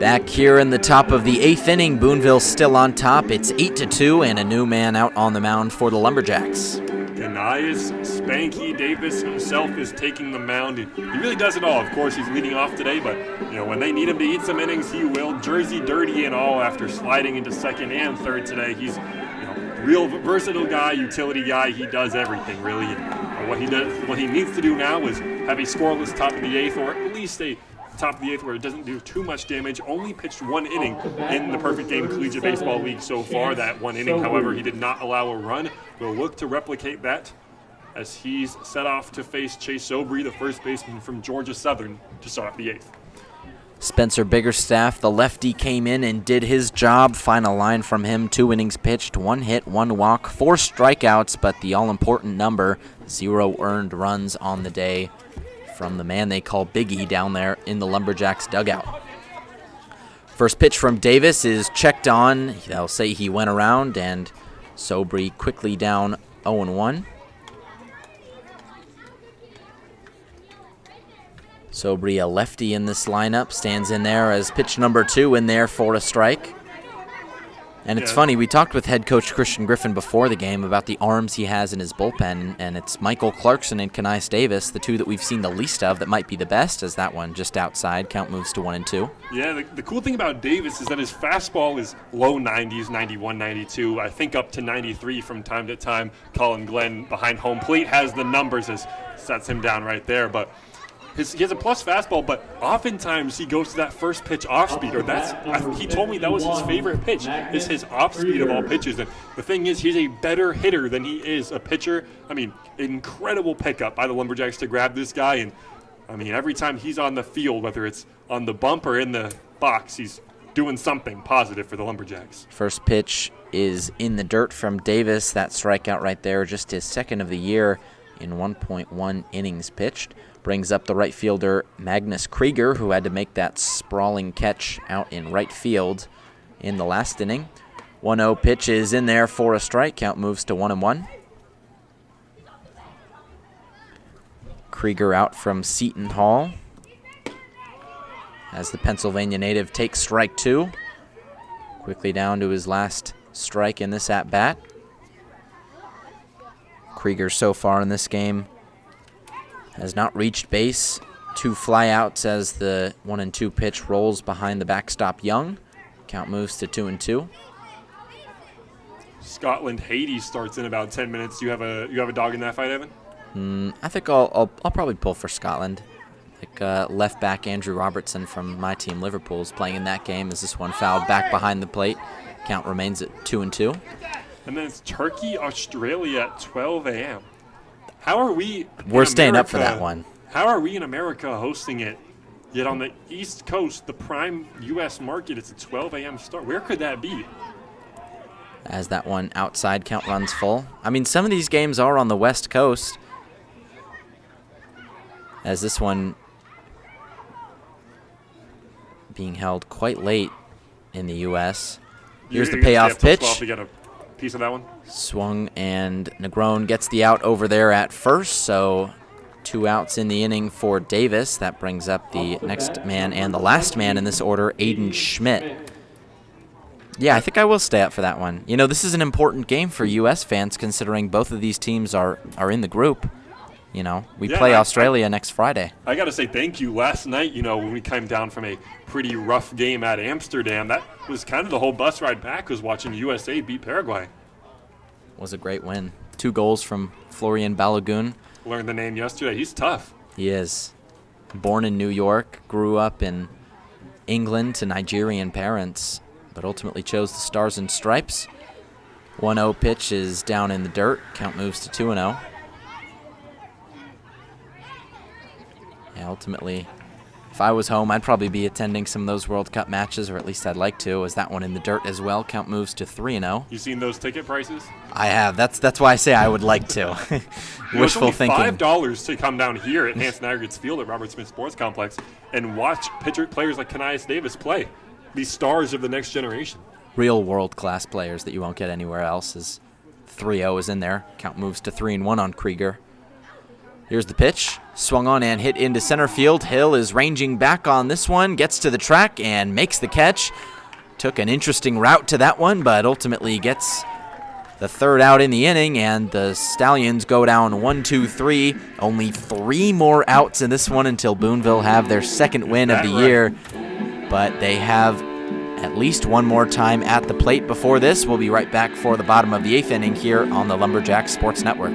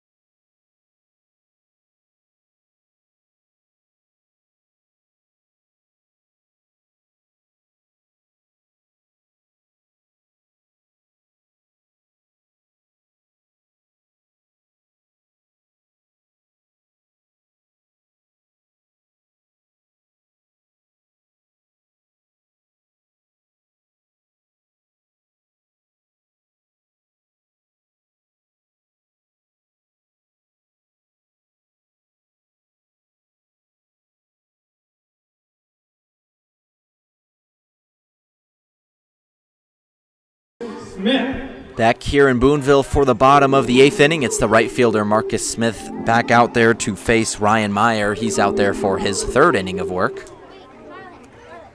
Meyer hasn't allowed a run so far. Boonville hoping to tack on more insurance runs in this one as the first pitch on Smith is outside. 1-0 the count. Smith, another one of these players who took the JUCO route, originally from McLennan Community College, transferred to the University of Memphis this last collegiate season. Has that one in there for a strike, 1-1 the count. At the D1 level over in the American Athletic Conference, batted .225 with 20 hits, 8 of them for extra bases. As he swings and fouls this 1-1 back behind the broadcast booth and into the softball field. A productive year at the D1 level. He's got the most experience out of anyone in the outfield for the Lumberjacks, despite only being a redshirt junior. Yeah, from Harlem, so NYC born and raised. Hits this one deep into right field. Ranging back on it is Krieger and making the catch on the track. That one was walloped into right field, but ultimately stayed just in the park by about 5 feet and brings up a man who did have a long ball earlier in this game, Michael Clarkson. I absolutely thought he got that one. I actually can't believe that didn't go. It's hard to hit one out there. It's a deep part of the yard. Guess he's got to do a few more push-ups in the mornings and to watch that one leave here at Hanson Aggregates. First one is in there as a strike on Michael Clarkson. So far today, Clarkson has flown out, had a 2-run homer in the 4th and walked in the 5th inning. 4th AB here for him as he watches that one fall in there for a ball. 1-1 the count. Yeah, Marcus Smith had 4 homers at the collegiate level and then came in here, and I thought it was kind of funny. It was first or second at bat that he just crushed one in. I don't know if it was maybe a confidence thing for the Lumberjacks where they didn't know if it was possible or not, but I credit Marcus Smith to even some of the homers that are being hit today. He came in and showed it's not that hard to get one out here, even though he just missed one. But, I mean, he showed that anyone can have one out there, and since then, a few guys have gotten a hold of one here. Count 2-2 now on the designated hitter Clarkson. Here's the 2-2. Swung on and hit above the second baseman's head into center field. And it's a 1-out single for Michael Clarkson. That brings up the first baseman, Carson Beatty. Yeah, it took that one the opposite way. So back-to-back nice pieces of hitting from Smith and Clarkson. Clarkson's results in a base hit, but I got to say, it seems like they're starting to get to the lefty, Ryan Meyer. First hit allowed by Meyer so far here today with 1 out in the bottom of the 8th inning. Here's the lefty Beatty, takes strike 1. And, back to of course, if and hypotheticals, but the ballpark they were playing at yesterday, Amsterdam, it was only 280 feet to the corners, 290 maybe. So that one from Marcus Smith absolutely would have cleared yesterday. But, of course, you can throw around hypotheticals. Just interesting to think about the different dimensions at each ballpark here in the Perfect Game Collegiate Baseball League. Beatty down 0-2 quickly against Meyer in this at-bat. Beatty walked in his last plate appearance. Here's the 0-2, and that one in there for a called third strike. Beatty set down on 3 straight pitches for a K, and that brings up Masai Marshall, the left fielder, with 2 outs here in the bottom of the 8th. Up to bat number 28. Strikeout number 3 for Meyer, as Marshall steps in for the 4th time here today. So far with 2 ground outs and a single. Here's the first offering on Marshall. In there for a called first strike. Marshall just finished up his sophomore year at Northwestern University. He is transferring, looking for his next 4-year home.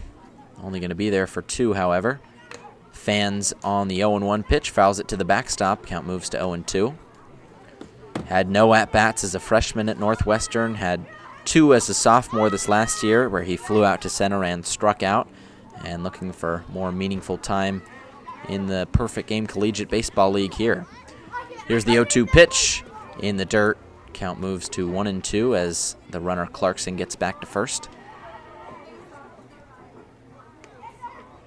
Last summer, Marshall played with the Vermont Lake Monsters in the FCBL. More collegiate baseball for him. Here's the 1-2, and that one in there for a second straight called third strike, and Marshall stuck with the bat on his shoulder. 2 straight backwards Ks for Meyer. That might end the game if Kanias Davis can shut the door on the Stallions here in the top of the 9th inning. We'll have that for you right here on the Lumberjacks Sports Network after the break.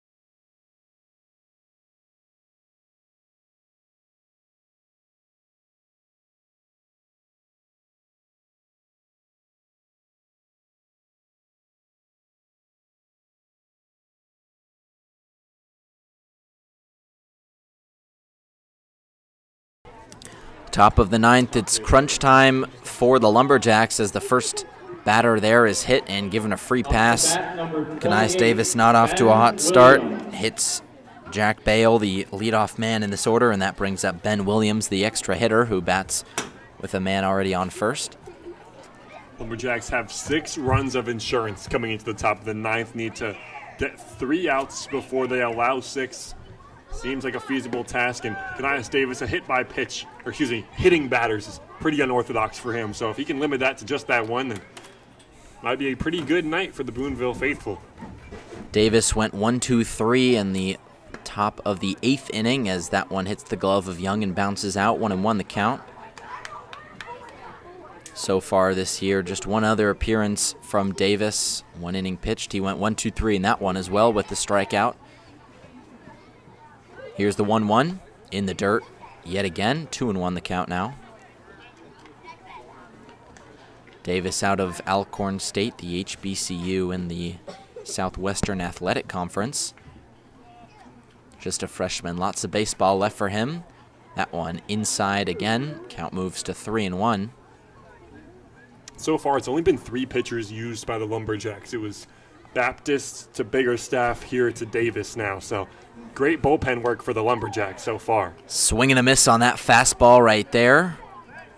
Davis works the count full.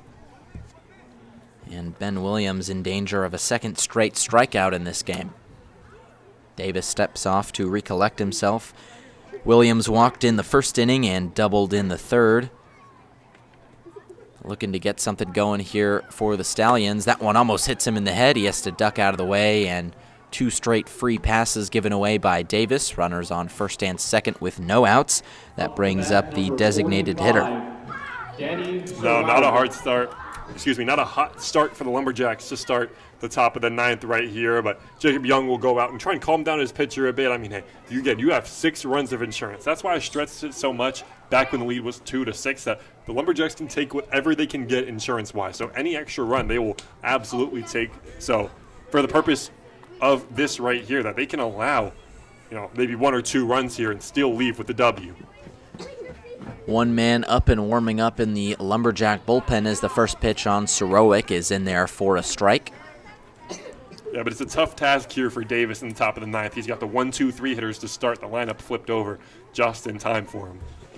Sorowick struck out in his last plate appearance as well as he swings and hits the 0-1 high down into foul territory. The third baseman, Ferguson, makes the catch. He lost it for a second and had to lunge at the ball, but makes the catch in foul territory, and one crucial out in this inning. That brings up the shortstop, Steven Ramirez. Recently the Lumberjacks played a game here against the Mohawk Valley Diamond Dogs, one that was a close game, but they ultimately lost. And I remember it was a pretty disastrous 9th inning for the Lumberjacks where they lost a few balls in the lights. My fear right there was that Ferguson did the same, but ultimately he showed that he's a good fielder. Trust him at third, and he made a nice play right there. Ramirez watches as the first pitch is in there for a called strike 1. So far today, grounded into a double play, struck out, and grounded out to short. As that one in there for a strike as well, and Ramirez quickly down to his final strike. Lumberjacks just 2 outs away from their first home win of the year, just their second in total. Here's the 0-2 pitch from Davis. Swings and hits it to Ferguson. He can't make the catch of this one going into the gap. Runner rounds third. He's going to score. Runner from first is going to round as well. Masai Marshall just gets this ball into the cutoff man, but not before 2 runs score on the 2 RBI double from Steven Ramirez. And the lead down to 4 runs now for Boonville. It's 8-4. Yeah, nice piece of hitting there. Ferguson just off the top of his glove almost was able to make a game-ending catch there, but nice piece of 0-2 hitting too right there to take that the opposite way, and that was an absolute barrel coming off the bat of Ramirez. So Kanias Davis, he's really going to have to work for this one. Bale goes second to home. Williams goes first to home, and 2 runs plated with that double. 1 out, runner still on second. For LeBenson, the third baseman, he struck out, flew out, and grounded out so far today. Ahead 1-0 in this one. Here's the pitch. That one in there for a called strike. 1-1 the count.